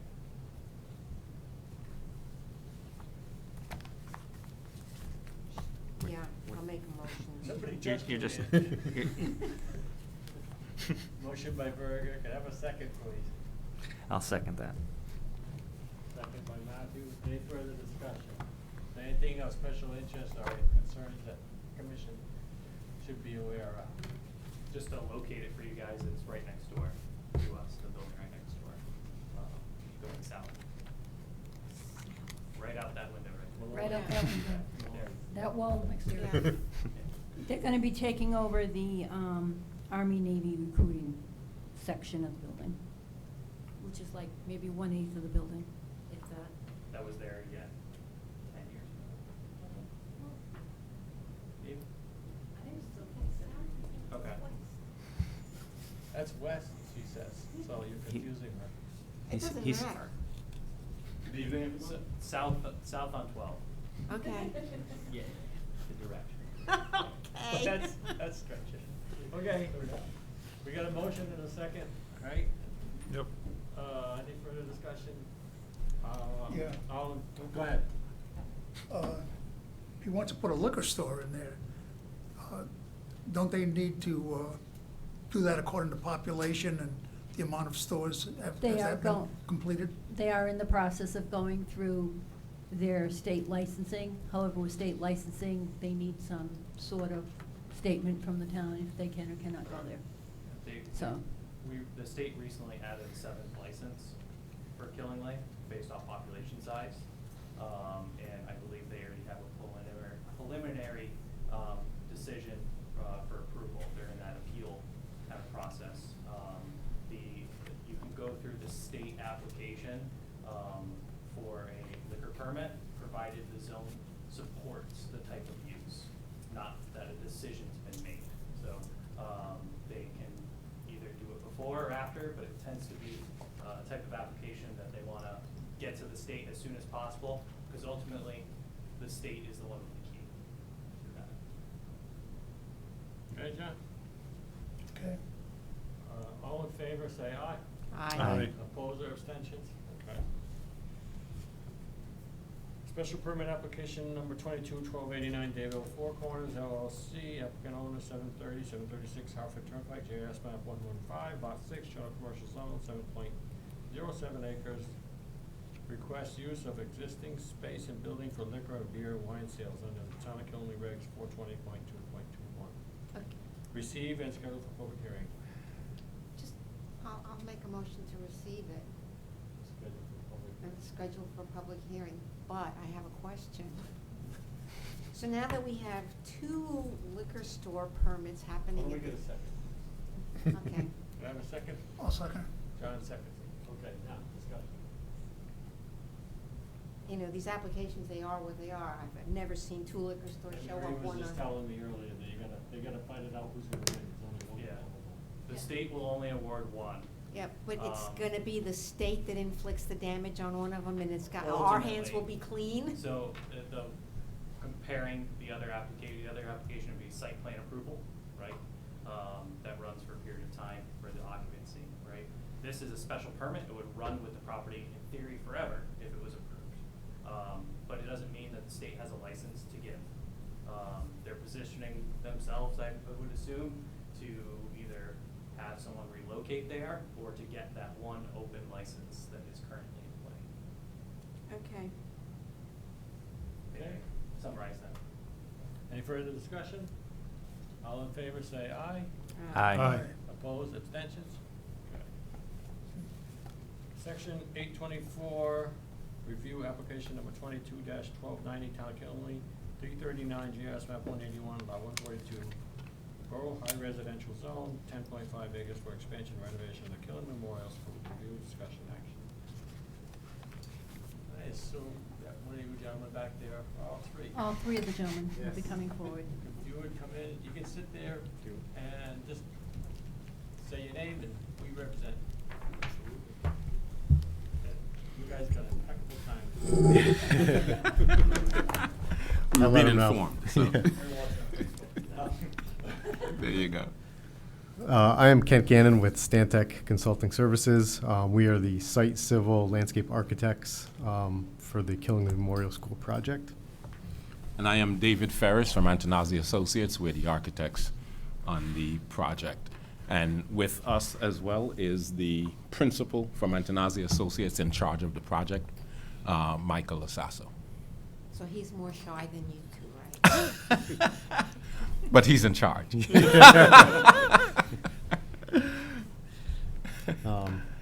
Dave, do you want to give like a quick kind of just overview of the project? Yeah. Brief scenario, what's going on. All right. So the Killingley Memorial School project is an expansion and renovation project. There is, first of all, demolition, which is a phase 1 project of the western modular. Eventually, the eastern modular as well will be demolished, and a new almost 18,000 square foot addition would be added to the existing building. And the existing building would be completely renovated, adding mechanical, HVAC, electrical, plumbing, fire protection. The building would be fully sprinkled, systems, security technology systems throughout the existing building. So that's, and of course, site work, site development work, redoing the bus loop in the front of the building, and sort of where you enter the site from both Main Street, Hutchins Street, and as well from the property adjacent to this property, the KMS property, the Westfield property. You can enter the site from that as well. So the circulation pattern is similar, but improved around the entire building. So that's in summation, the breadth of the project. Is any of this going to interfere with the newly installed solar panels? It is, the original solar panel project was put on hold when the town pursued the renovations and expansion project. In anticipation of sort of waiting to see how the expansion and renovation project goes. And then the town would then, the expectation is the town still plans to implement the solar project. Green Skies, who the town hired prior to us coming aboard to do the expansion project, was put on hold. I think their contract, the town was in the process of establishing a contract with them. That was all put on hold. So the parking lot, that's already got panels, right? There are no existing panels on this existing site. The old high school site. Oh, the old Yeah, the old high high school, school okay. site. All right. Yeah. All right. I thought you meant the KMS site, I'm sorry. Oh, no. Okay. So this is the KMS building? Yeah, so Yes, is the this KMS building, yes. Okay. This is right up here on Main Street. Yeah, all right. Yeah. What they're gonna do is they're gonna retire, what they're doing is retiring the temporary classrooms that are supposed to be good for like 5 years, that have been there for like, I believe. Ton, yeah. Something like that. They're gonna retire those. Yeah, I think one was built in 1973 and the other in Correct. 2002. Yeah. So this plan that's up on the screen now doesn't show it that well, but if you could flip back a couple plans to the existing condition plan, which is the first PDF in the site. Yeah. Yep, go back. Back, back. Yeah. One more. Yeah, so. That one. Yeah, this one works here. So, yeah, so there are two, the modular buildings are located, north is straight up on the plan, so On the north side of the existing building, east and west, there are two separate modular buildings. I think the one in the west is the 2002, and the one in the east is the, what did I say, 1973. 73, correct. So the demo, these will be phased demolition. So the western one will be the first to come down. It'll come down first in order to relocate some utilities and construct the foundation of the new addition on the building. You may have seen in your packets that we submitted, and also the plan that was just up. So the new addition is going to go in the location of the western modular building. So is this already funded? Yes, state funding has been committed for the project. So this is part of the 42 million that was approved way back when? I'm a little confused here, because I know we had the 42 million, and that was for the old high school, and I remember this, so.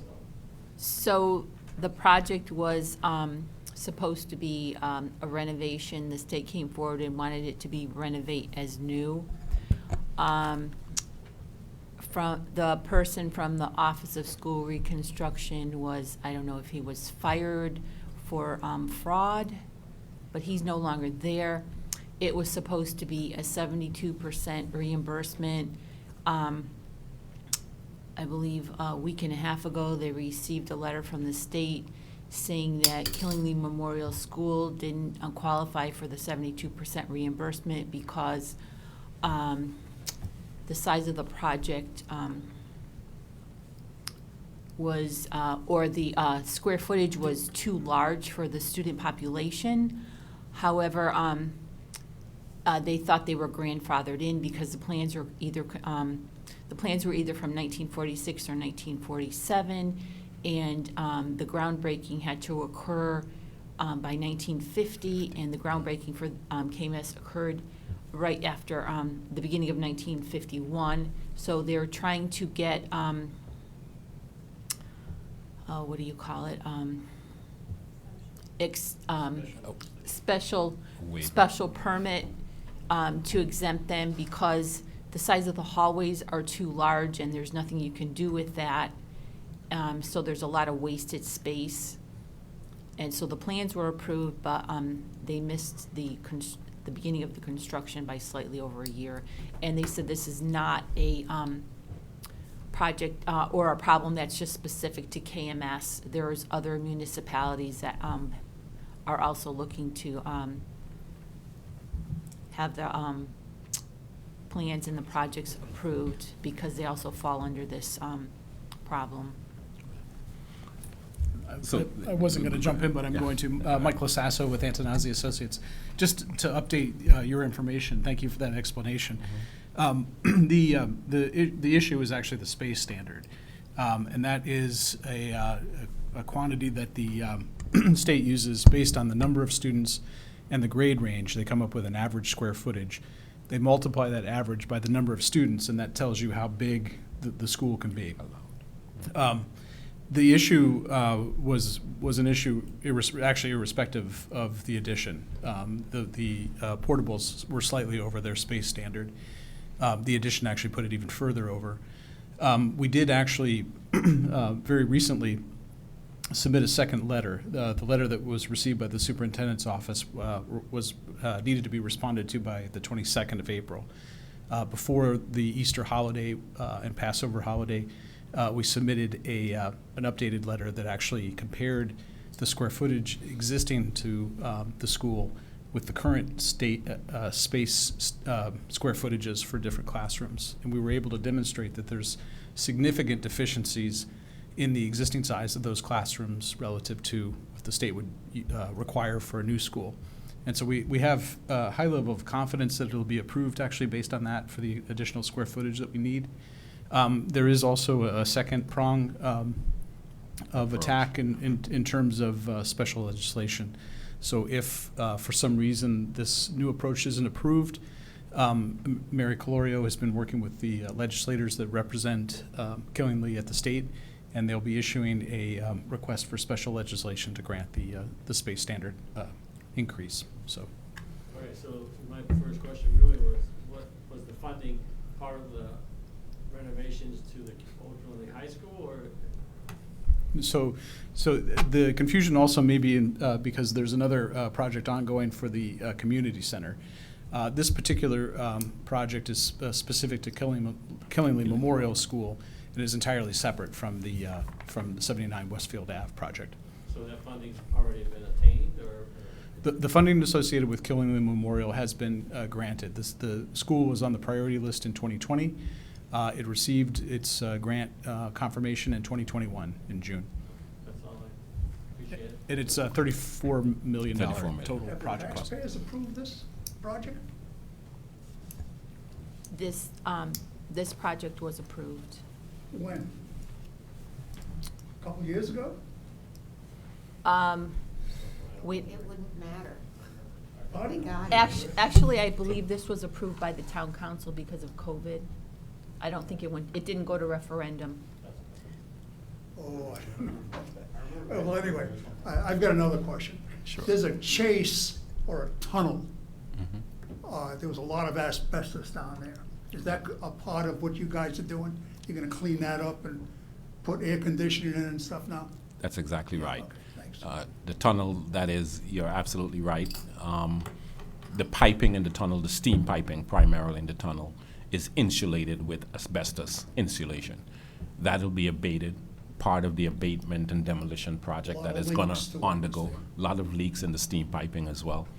And that steam piping, of course, will be replaced. The boilers, of course, existing would be replaced with high-efficiency boilers, new piping, everything. So those tunnels would be I'm gonna cleaned. tell you, I don't buy that for 1 minute, where the council was able to approve this. I mean, check on that and So- let us know, will you? No, I think it. Huh? So, the building needed a new HVAC system. Yeah, That wouldn't have been covered by any funding, and that HVAC system would have been at least $6 million.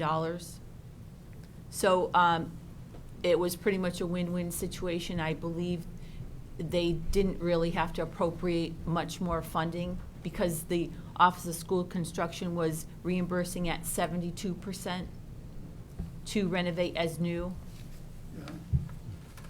But as far as I know, you have to have that, anything over a certain dollar amount has to be approved by the, It's COVID. I remember thinking the same thing. The update Boy, on it. I'm gonna tell you that. So it was actually much Yeah, more of if a that's cost the case, saving. That surprises me, that's all I got to say. The Office of School Construction came forward and said that it would benefit the town of Killingly to renovate Killingly Memorial School as new because it would actually cost less. Because, like I said, the HVAC system itself would have been $6 million, which would have not been covered by anything. You know, maybe Mary could. Okay, shed some light so, on that. any more discussion on this? Anything else? Go ahead. Sure, you're a citizen. I was just wondering, you know, with the COVID and everything, is this $6 million HVAC system, you know, gonna provide a ventilation system, like, you know, we were thinking all the schools needed, you know, in case this happens again? The new HVAC system is a high-performance system. It's going to meet the high-performance code. So it is absolutely going to be up to code requirements. It's going to last because we're going to certify, based on the design, that it would last 20 years, which is the state minimum. It'll last well beyond that based on what we're specifying. But it is a sound system that's going to provide heating, cooling, and ventilation to the school for a lot of years to come. You're welcome. Do we have, if there's no more questions, do I have a motion? You know, there's just one more thing I'd like to mention. You mentioned this guy that was dismissed by the state. He was dismissed, and I remember this correctly, because I didn't think they should have done what they should have done. They should have gone after that building as new. But he was dismissed when you were discussing what to do with the Westcott High School. That's when he was dismissed, that same week. I know that to be a fact. So that, He was the one who, he was the one that approved?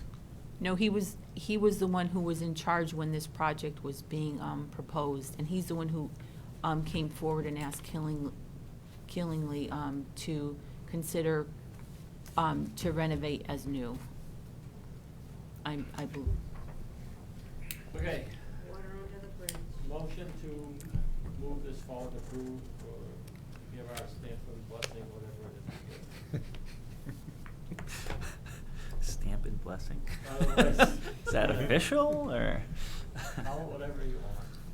I'm not sure. There you go, I motion, mean- motion to move forward, the Yeah. 824 That's what referral. I started with motion to move What forward. are we doing? It's an 824, so 824 if we referral. deny it, that means if we, a three-quarter, something about a three-quarter vote is required. Supermajority vote is required by the council if we deny it. Motion to move the 824 referral forward. Second? Second. Second by Bert. Any further discussion? All in favor, say aye. Aye. Aye. Opposed? Abstentions? No. John says no. There you go. We reached our level though. Yeah. Pardon? Yeah. One no. Yeah. Thank you, John. Thank you, everyone. Thank you. Thank you.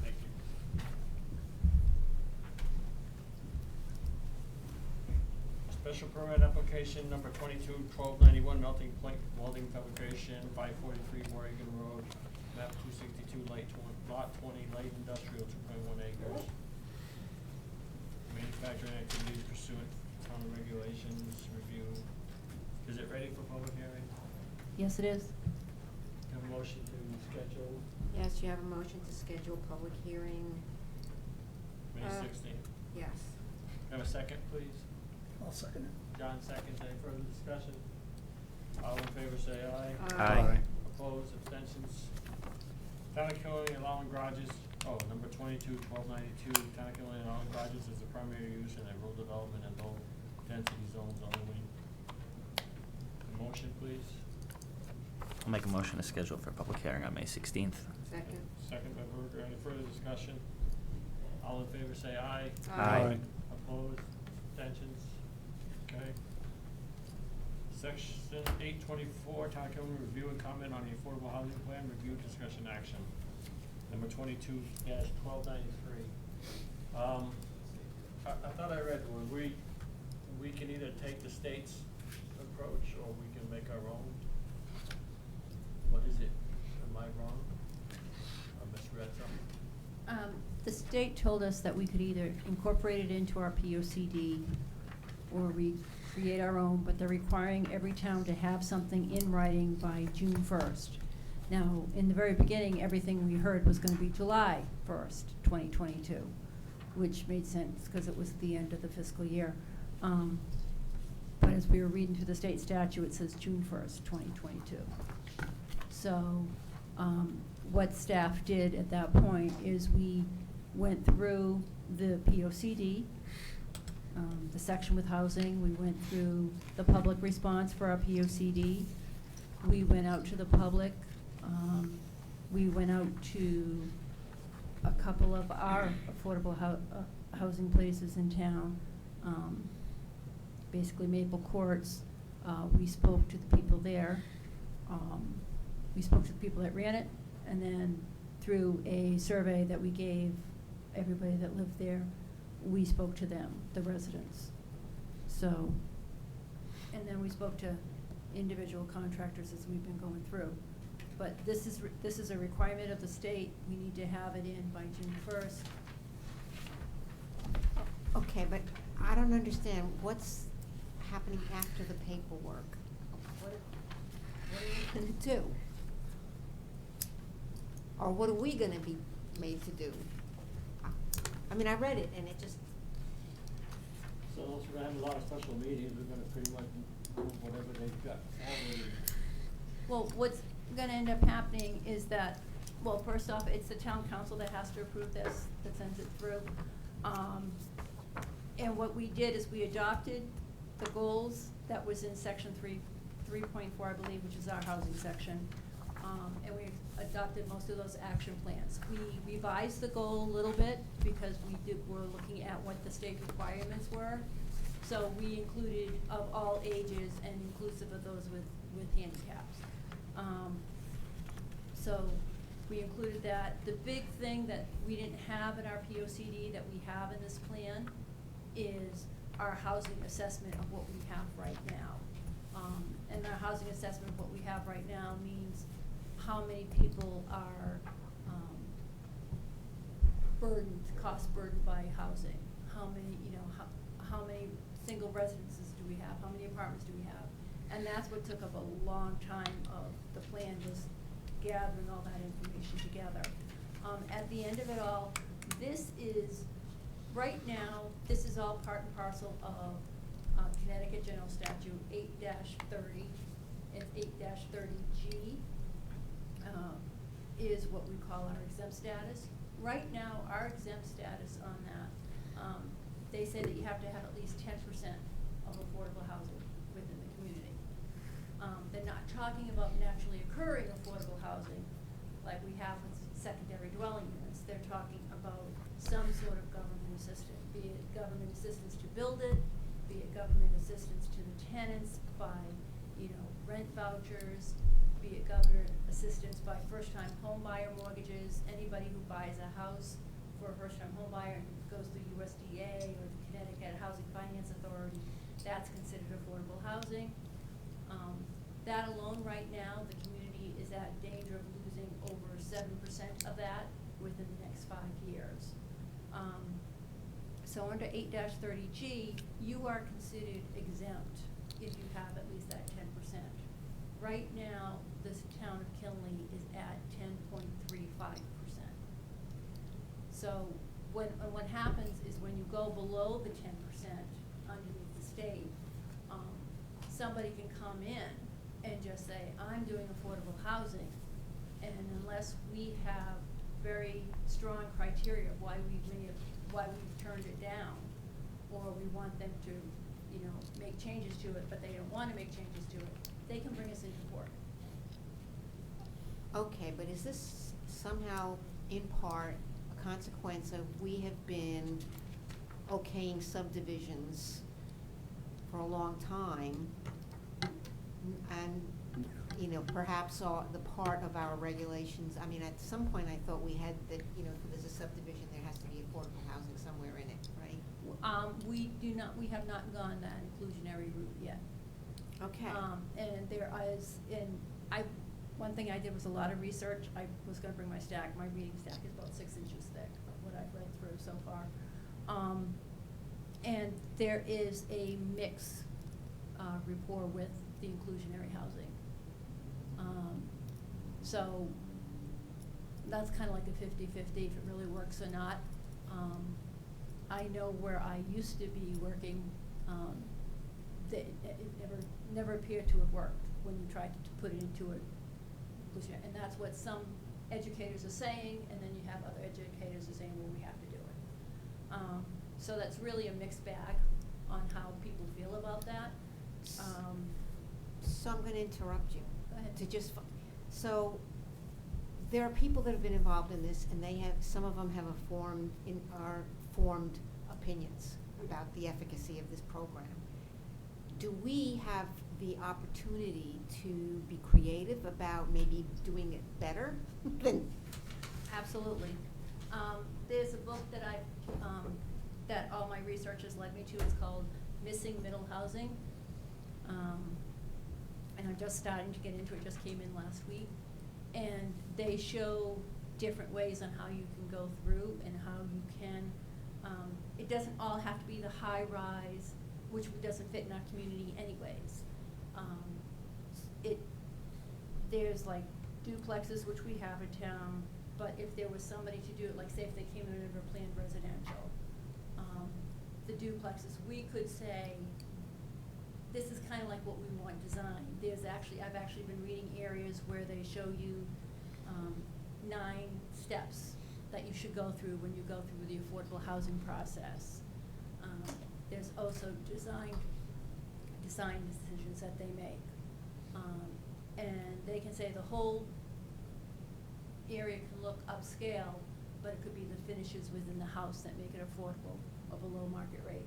And when I say affordable, it's 30% of a median income that's only up to 80% of our median guess, I read it late this afternoon, and my husband's a realtor, and he's never home anymore because everybody's out there selling houses and the house prices are going up. Right. So it would seem to me that this COVID thing is driving up real estate prices, but it's actually, I think, an artificial bubble, but it has consequences in terms of our public policy.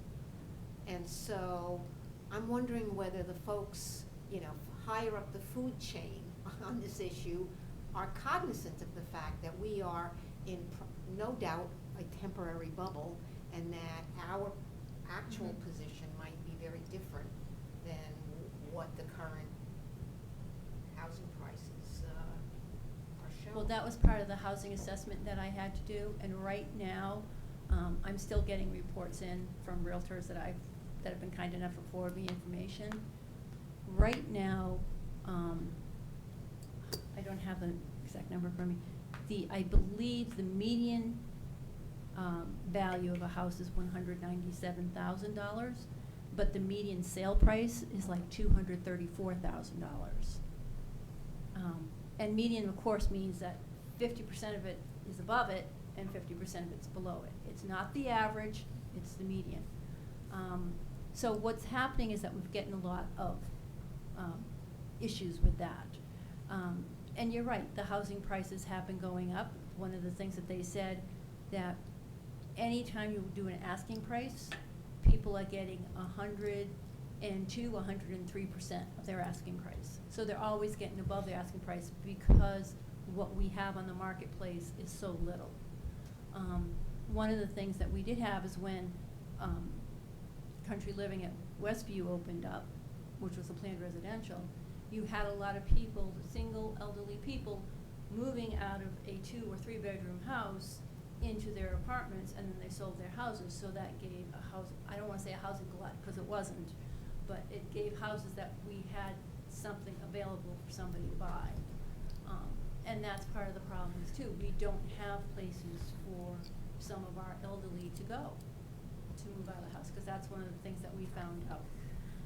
That we have a lot of, like Maple Courts has a waiting list of over 100 people.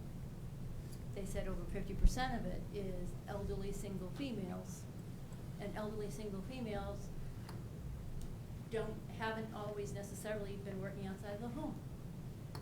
Okay, so they have very little income, but yet they're staying at their home because it's the cheapest place for them to go, unless they can get a subsidized housing.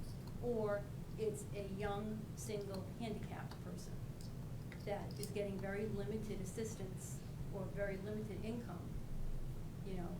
$800, $900 on Social Security does not get you a whole lot if you want to stay independent. So that's what we're looking at. That's what we're looking for places. We're looking for places where maybe young, single professionals, first job out of school, be it high school or college, you can't afford a $234,000 house. You're looking for an apartment. It may be, it has to be below a certain rate. It all depends on what the income levels are. Again, the single, are elderly. Some of them stay in their house because they want to. It's an emotional attachment. Some of them stay in the house because they feel they can't afford anything else but. So you want to give them an option, because when you give them an option, then there's more housing options that, it's like a circle of life, circle of housing. And this seems to be a portion of the housing that we seem to be, we're always in need of for this area. And like I said, right now, we're at 10.35%. Now, the census number that they use, or that they even use for our 2021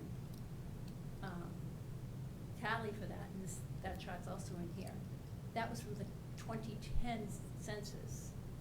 So it's supposed to go from 2010 to 2020. To 2020. Yeah. But the 2020 results due to COVID haven't come out yet. So when those results come out, if we have more housing stock or more houses available, instead of 7,500, maybe we have 76, 7,800. I don't think we have 78, I don't think we've built that many houses since then. But if we have, that can change our percentage. our percentage dropped down drastically because we lost 50 units because they were crediting us for a 50-unit development that was actually in Brooklyn. But because it was a Danielson address post office, they gave the account to us, and we realized, we're like, no, this isn't it isn't in here, it's in Brooklyn. And that's your fault, right? Teasing. It wasn't me that found it. I know, teasing. So is Maple Court considered affordable housing? Yes, it is. So all of the public housing is affordable housing? They consider it affordable. Including the one up on that road. It's federal and state money, that's what does it. Right. Yeah. But And that's what they're looking for. They want us to get more of that kind of housing. They're not counting a naturally occurring affordable housing. A perfect example is somebody who put an in-law apartment into their house or behind their house, you know, because the parents are getting older. He's laughing. But that's naturally occurring. That's not counted in this 10%. Okay, I don't even wanna hear why it's being dropped out, but anyway, Because thank you. there's no way they can keep record of it. What we would have to do is we would have to impose on somebody who's trying to do good for a family member. Tell them you can only build it if you put a criteria on there for 40 years, a restriction on that property for 40 years, that you will never rent it above a certain price range. That's the deed restriction portion of this, which we have 0 of those, but Yeah. when we were looking at the numbers, like Eastern Connecticut has 0, like, deed restricted. They pretty much don't exist, because it's a big ask to put a 40-year restriction on a unit. Looking at the numbers, so like on that page 4 of the plan, you can kind of look at and read into the trends over the last 10 or so years of how the numbers have gone down. One of the ones I think, like, it might not be considered as naturally occurring, but the CHFA, USDA mortgage. I think a lot of first-time home buyers utilize that. I was one that utilized that. The item, the one thing that's interesting with that is if you buy that first-time home with it and you never refinance, you're counted. You're counted the whole time. You never refinance, you never change your mortgage, you are counted. You're one of our units. But the minute you refinance, which interest rates have been really low, they're changing, right? But you know, in 2014, it looks like we had a peak of 488 of those types of mortgages or first-time home buyers that were benefiting in that program. In 2021, right now the number was 167. So that 2021 number is probably pretty skewed because 21 and 22, there's a lot of homes have been changing over. I sold mine to a first-time home buyer. I kept the number even. But you know, Very dedicated. we can't always count on that. I know when we prepped this and we looked at the census data, we were looking at census data for some other offices and stuff. And right now we're currently looking at like a 10.03, like, so it is still trending down. If we go below that 10%, that's when you know, a project can come in and they can basically have a lot more say than we would want with a proposed project. Whereas when we're more in the exempt phase, we as the Planning and Zoning Commission can really articulate, we want to see these design elements put in if it's a larger development, or maybe it doesn't work in this particular area of town, or it works somewhere else. But that, to me, the natural occurring is kind of that tenant rental assistance. You're seeing tenant rental assistance. That's just as the market, you know, kind of dictates in an area whether or not an apartment is affordable. The average apartment, I think, for like a studio apartment here is like $1,000, not including a month, not including utilities. That most likely is not going to be qualifying as affordable for most individuals. It won't, because under this, the government, it's supposed to be like $875. Yeah. So you're going to see that tenant number probably drop. And there is no more motivation for the government who's designing these things to get it right. No. it's the private But- sector that has to do it. I mean, Yeah, or it's the without towns. private sector, all of It's the this, towns. you know, we have no control over that. Other than Yeah. when a contractor comes in here and he's trying to utilize that federal money or something, we can somehow approve what they wanna build. So with having a plan on. Oh, yeah. With having a plan Yeah. on file, when somebody's looking for that grant or that government assistance for. You're saying water thing, receptive. They're more receptive Yeah. to that by seeing it in a town-sponsored plan, essentially. I was They're looking to- saying that we had that, we had attempted that in those regulations that with the original subdivision and that Wagon was created under. I can't remember the regs, what we called them, but we got rid of them, we liked them. And we gave bonus lots of normal lots, lessened the boundaries, lessened all this other stuff. And we gave bonus lots for every affordable house you put in. So if you built an affordable house, you could get another lot. And I don't remember the exchange rate, but I don't know if that's in our cluster now, because we got rid of Is it that still in the cluster? and that, but it's still in cluster. So then we do have the. And then, the same thing, we got penalized, when you go up 21, all those houses on 21, the beginning, the very beginning. There was a bill. You mean in his neighborhood, right? No, he was on Mason Hill. Huntley Oh. Street, I think you're. Right up, no, Route 21, right after Golden Creek, the split. Where it split? Yeah. Okay. Yeah, on If the you right remember, there? Yeah. That piece of land all the way up, Yeah. all those houses got built at the same time. We didn't meet affordable housing standards. The guy who bought the land and developed it sued, and we went to the state, he went to the state, and he was able to put all those houses in without any of our setbacks or those houses, if you go look, they don't meet anything that we. And that's why it's important to have the plan, because number one, if you do have a developer that's willing to work with you and build affordable housing, and they have to go for those state grants or those state fundings, the state then looks at this and says, this is a community that's ready and willing and able to do it. So that helps that way. But it also helps that as long as we can maintain that 10%, we won't have that threat of somebody going to the state, and that's what we need to look for. It's kind of like, who's gonna control the script? How is this gonna turn out? Is it gonna be us, the town, or is it gonna be? How can you build an affordable house even at today's building costs anyway? Yeah, Quite but frankly. it's. How was that challenged? What did he challenge that on when you approved that? Because the 10%, my recollection was we were at 13 after, but the 10%, we didn't meet it. So he went to the state and says they're not meeting it, and Linda was trying to fight him and said, you can't do this, and he sued and said, yes, you can. The state came in and said, yes, you can, so he came in. So all those houses were built under affordable housing standards, but I don't know if they are today. Is that the one up on Cook Hill Road? No, right on 21, right after Golden Creek. Oh, okay. You Where the road approved, splits, there was Yeah, that yeah, island yeah, on right. both sides. Yeah. Yeah. you approved the plan with a certain, There was no plan for us to approve. No? It went all with the state. he just bought the property and developed it as he wanted to, He went to the subdivided state. it. He went to the Yeah, state he under went to the state, 8-30G. bypassed the town.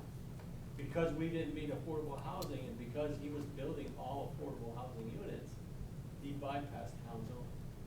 And that includes by the zone, the setbacks, density, everything. Yeah, I mean, the only thing he had to meet was public health standards. You know, in that document that you gave us, it talks about the town coming up with their own plan that benefits the town as well as meets this criteria for affordable housing. One of the things that I hear often about is the fact that our business district here has rental units, a part of it. And it creates an atmosphere where the business people don't want to be in this area. You know, if we had something where you could get that transition in affordable housing out and convert this to business. You can't, yeah, but that's up to the owner. We've been through that for 100 years. Yeah, It's up well, to the property. that was just a thought. Well, it's also, that's also, again, that's something that there's two schools of thought on it. There's another school of thought that says that if you don't have people living downtown, oftentimes, if it's by car, you don't come downtown after a certain hour because you don't live there. It's out of your way. To make a vibrant downtown, a vibrant community, they say that you need to, now they're finding you need to have so many people being able to walk. And what's a reasonable walk? And that's a whole nother different story, but what's a reasonable walk? 600 feet, 600 yards, half a mile, but that's what they're saying now. That's what the new thing is that people being able to walk the community. Button would be a contradiction to that statement. I know, but Yeah. that's what I'm saying, there's schools of thought in different ways in each manner. So are we gonna, Finish up? what are we gonna do with this? Just, I'm gonna say. we don't have move it time forward. to do any writing of our own, right? No. Can we change it right afterwards? It's a live document, so we can always do proposed updates can always do and proposals changes. We can always afterwards. change it Yep. once it's approved, so at this point, why don't we just, unless if people wanna make changes, make a motion, move, to pass this on, move it, whatever, Move it forward to town council, move it forward to town council. because they're having a public hearing on the Somebody wanna agenda. make a motion, that motion? I'll make the motion. Go a second? Second. Any further discussion? All in favor say aye. Aye. Opposed, abstentions? Okay. Thank you. Now, if I'm not mistaken, I'm adoption of minutes. Yep. Regular meeting of March 21st, 2022. Motion to approve by somebody? I'd be guessing that it was okay. Motion to approve by somebody? It's gonna have to be like one of those guys over there. Motion approved. You have a second? John, you wanna make a I'll second? second. There you go. Any changes, discussions? All in favor say aye. Aye. Aye. Opposed, abstentions? Abstention by Matthew. Special meeting, March 28th, 2022. Motion, Motion approved. have a second? Second. Second by Berger, any further discussion? All in favor say aye. Aye. Opposed, abstentions? That would be me probably, right? Was that last week, last month? The special meeting, you guys. You were there. Oh. You were there. Yeah, I was there. You don't get to do that. All in Yeah, favor your say name's aye. there. Aye. Opposed, abstentions? 5 Mile River Overlay District, we'll get to that at some point, we got enough on. Anybody got any questions about this other stuff, zoning, inland, building, office? There was no ZBA, there was no. There's no report. No, I'm just asking. Before we get to economic and town council, we were talking about putting on the agenda for a bylaw change for a time, Okay, so want that for next month? please. Time? We used to shut down a meeting at 10:30, we'd have to get permission from the commission to continue, and we set a time. But we've always done it, but it was never put in minutes, in the bylaws. I got you. Okay, economic development, please. We had 2 ribbon cuttings last week, one at 181 Main Street, Burnett and Home Company. It's a home furnishings store. It's Amy Burnett, has expanded her business model. We also had a new business coming to town. It's called The Farm Yoga and Wellness Studio at 21B Furnace Street. It was a change of ownership. We are trending much like last year, KPIs, similar amount of new trade names being filed, commercial sales, building permits. They seem to be right on target what we were performing last year. Eastern Regional Tourism is finally trying to shake the Mystic Country brand as a universal brand for the Eastern Regional Tourism. And it'll be a destination, most likely called Northeast Scenic Hill. And so when you go to the state website and hit up in the northeast corner, you're not gonna get rerouted down to Mystic. So that's, 30 years in the making. That felt like a win. I've entered and applied for the Yukon Brownfield Technical Assistance Program in anticipation that we may attract a developer for one of the mill sites. One would be for technical assistance and filling in gaps, because a lot of these projects have had stop-starts, and the data collection, so that way we'd have without having to go back out and redo the assessments, they would help us fill in the gaps and do targeted assessments. And then we could also do grant writing support. So I entered in both programs. And we'll find out whether or not we received that. Killingly was awarded a Connecticut Challenge grant. We were one of 12 communities in the state. We got $1 million grant for the pre-conceptual design for the, it's called the Brickyard, and then the art park for behind 140 Main Street. And then we received another $5,000 grant from the Eastern Realtors Association. They like the proposal as well. It's economic vibrancy. It's how do you drive foot traffic to the downtown and engagement, and also on the other side of it, attract businesses. So you have to bookend the problem. You know, what problem are you solving? I'd be happy to present that at some point if you guys want to see it. And then May 9th through the 13th is Connecticut Economic Development Week, or National Economic Development Week, and Mary and I are one of 4 presenters from the DECD that we will be doing a Q&A with the state on economic development-led communities. Thank you. Town council? Yeah, on April 2nd, there was a special town council meeting where Victoria went over the 22-23 town budget, and Superintendent Robert Angelino on 22-23 on DOE budget. On April 5th, there was a special town council meeting.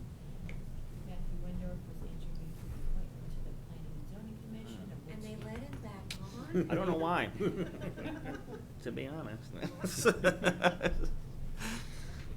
Matt Doobie, Director of Highway Operations, presented a pavement management plan based on a road scan that the town conducted several years ago. April 12th, regular town council meeting, there were several presentations and proclamations and declarations, Alcohol Awareness Month, Road Autism Awareness Month, Distracted Driving Awareness Month. Randy Burchard, Killingly's Emergency Management Director, was awarded Northeast State Emergency Consortium 2021.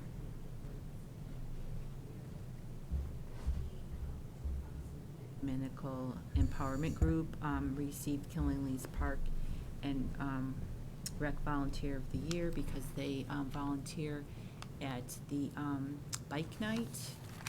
And without those volunteers, bike night would not happen. There was a presentation of the Water Pollution Control Authority for the fiscal year 22-23 budget.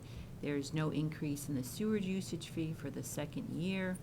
Frito-Lay is the largest payer of this. There was a presentation for the revision of the library fees policy, which the town council approved. Late fees were eliminated, and fees for loss and damage items will remain. Anne Marie presented the Town of Killingly Affordable Housing Plan. The town council supported whole milk choice in schools. They approved the professional technical employee union contract. There's an 8% increase over the next year. 3 years just to get them up to wages of other technical employee unions in the area, and for employee recruitment and retention. The T-Mobile extension of their current license for the use of the town's communication facility at 79 Putnam Pike. The annual revenue will be about $25,962. There's a 3.5% escalation annually. It's a 5-year agreement, which may be renewed for an additional 5 years. We adopted the goals of the current town council, which would be to improve communication to the public through signage for election referendums, websites, and increase the meetings with the boards and commissions, support public safety. We're proposing 2 new constables for the next fiscal year, promote infrastructure projects, road improvements, bridge improvements. We'd like to coordinate with the BOE to prioritize capital projects and building improvements, and expand on repairs and maintenance of town buildings. Potentially develop long-term visions for the town by creating a vision committee to see where the town would like to go in the future. and continued efforts to expand economic development, to expand and fill available retail space in brownfields, and potentially discuss where a new industrial park could be located because the current one is full. Americans Rescue Plan Act funding as a revenue loss. The U.S. Treasury ruled that municipalities may choose a standard allowance of up to $10 million, and by allowing it as revenue loss, it would eliminate having to fill out where the funding was appropriated and decrease on a lot of paperwork. So Killingly was awarded close to $4 million. They received about half of it June 2021, and should receive the remaining June of this year. It needs to be committed by December of '24 and used by December 31st of '26. So none of the funding has been used yet. On June 24th, there's going to be a public hearing on the proposed resolution for the appropriation of those funds. There have been several organizations who have applied for these funds. I'll go through all of them. And there will be we requested a presentation from United Services and Wyndham 4-H because they also requested funding. And there will be a public hearing on May 10th of the proposed affordable housing plan.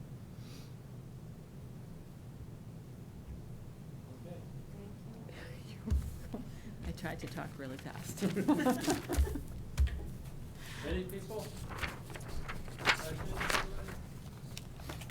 Motion to adjourn? I'll make a motion to adjourn. Second? Second.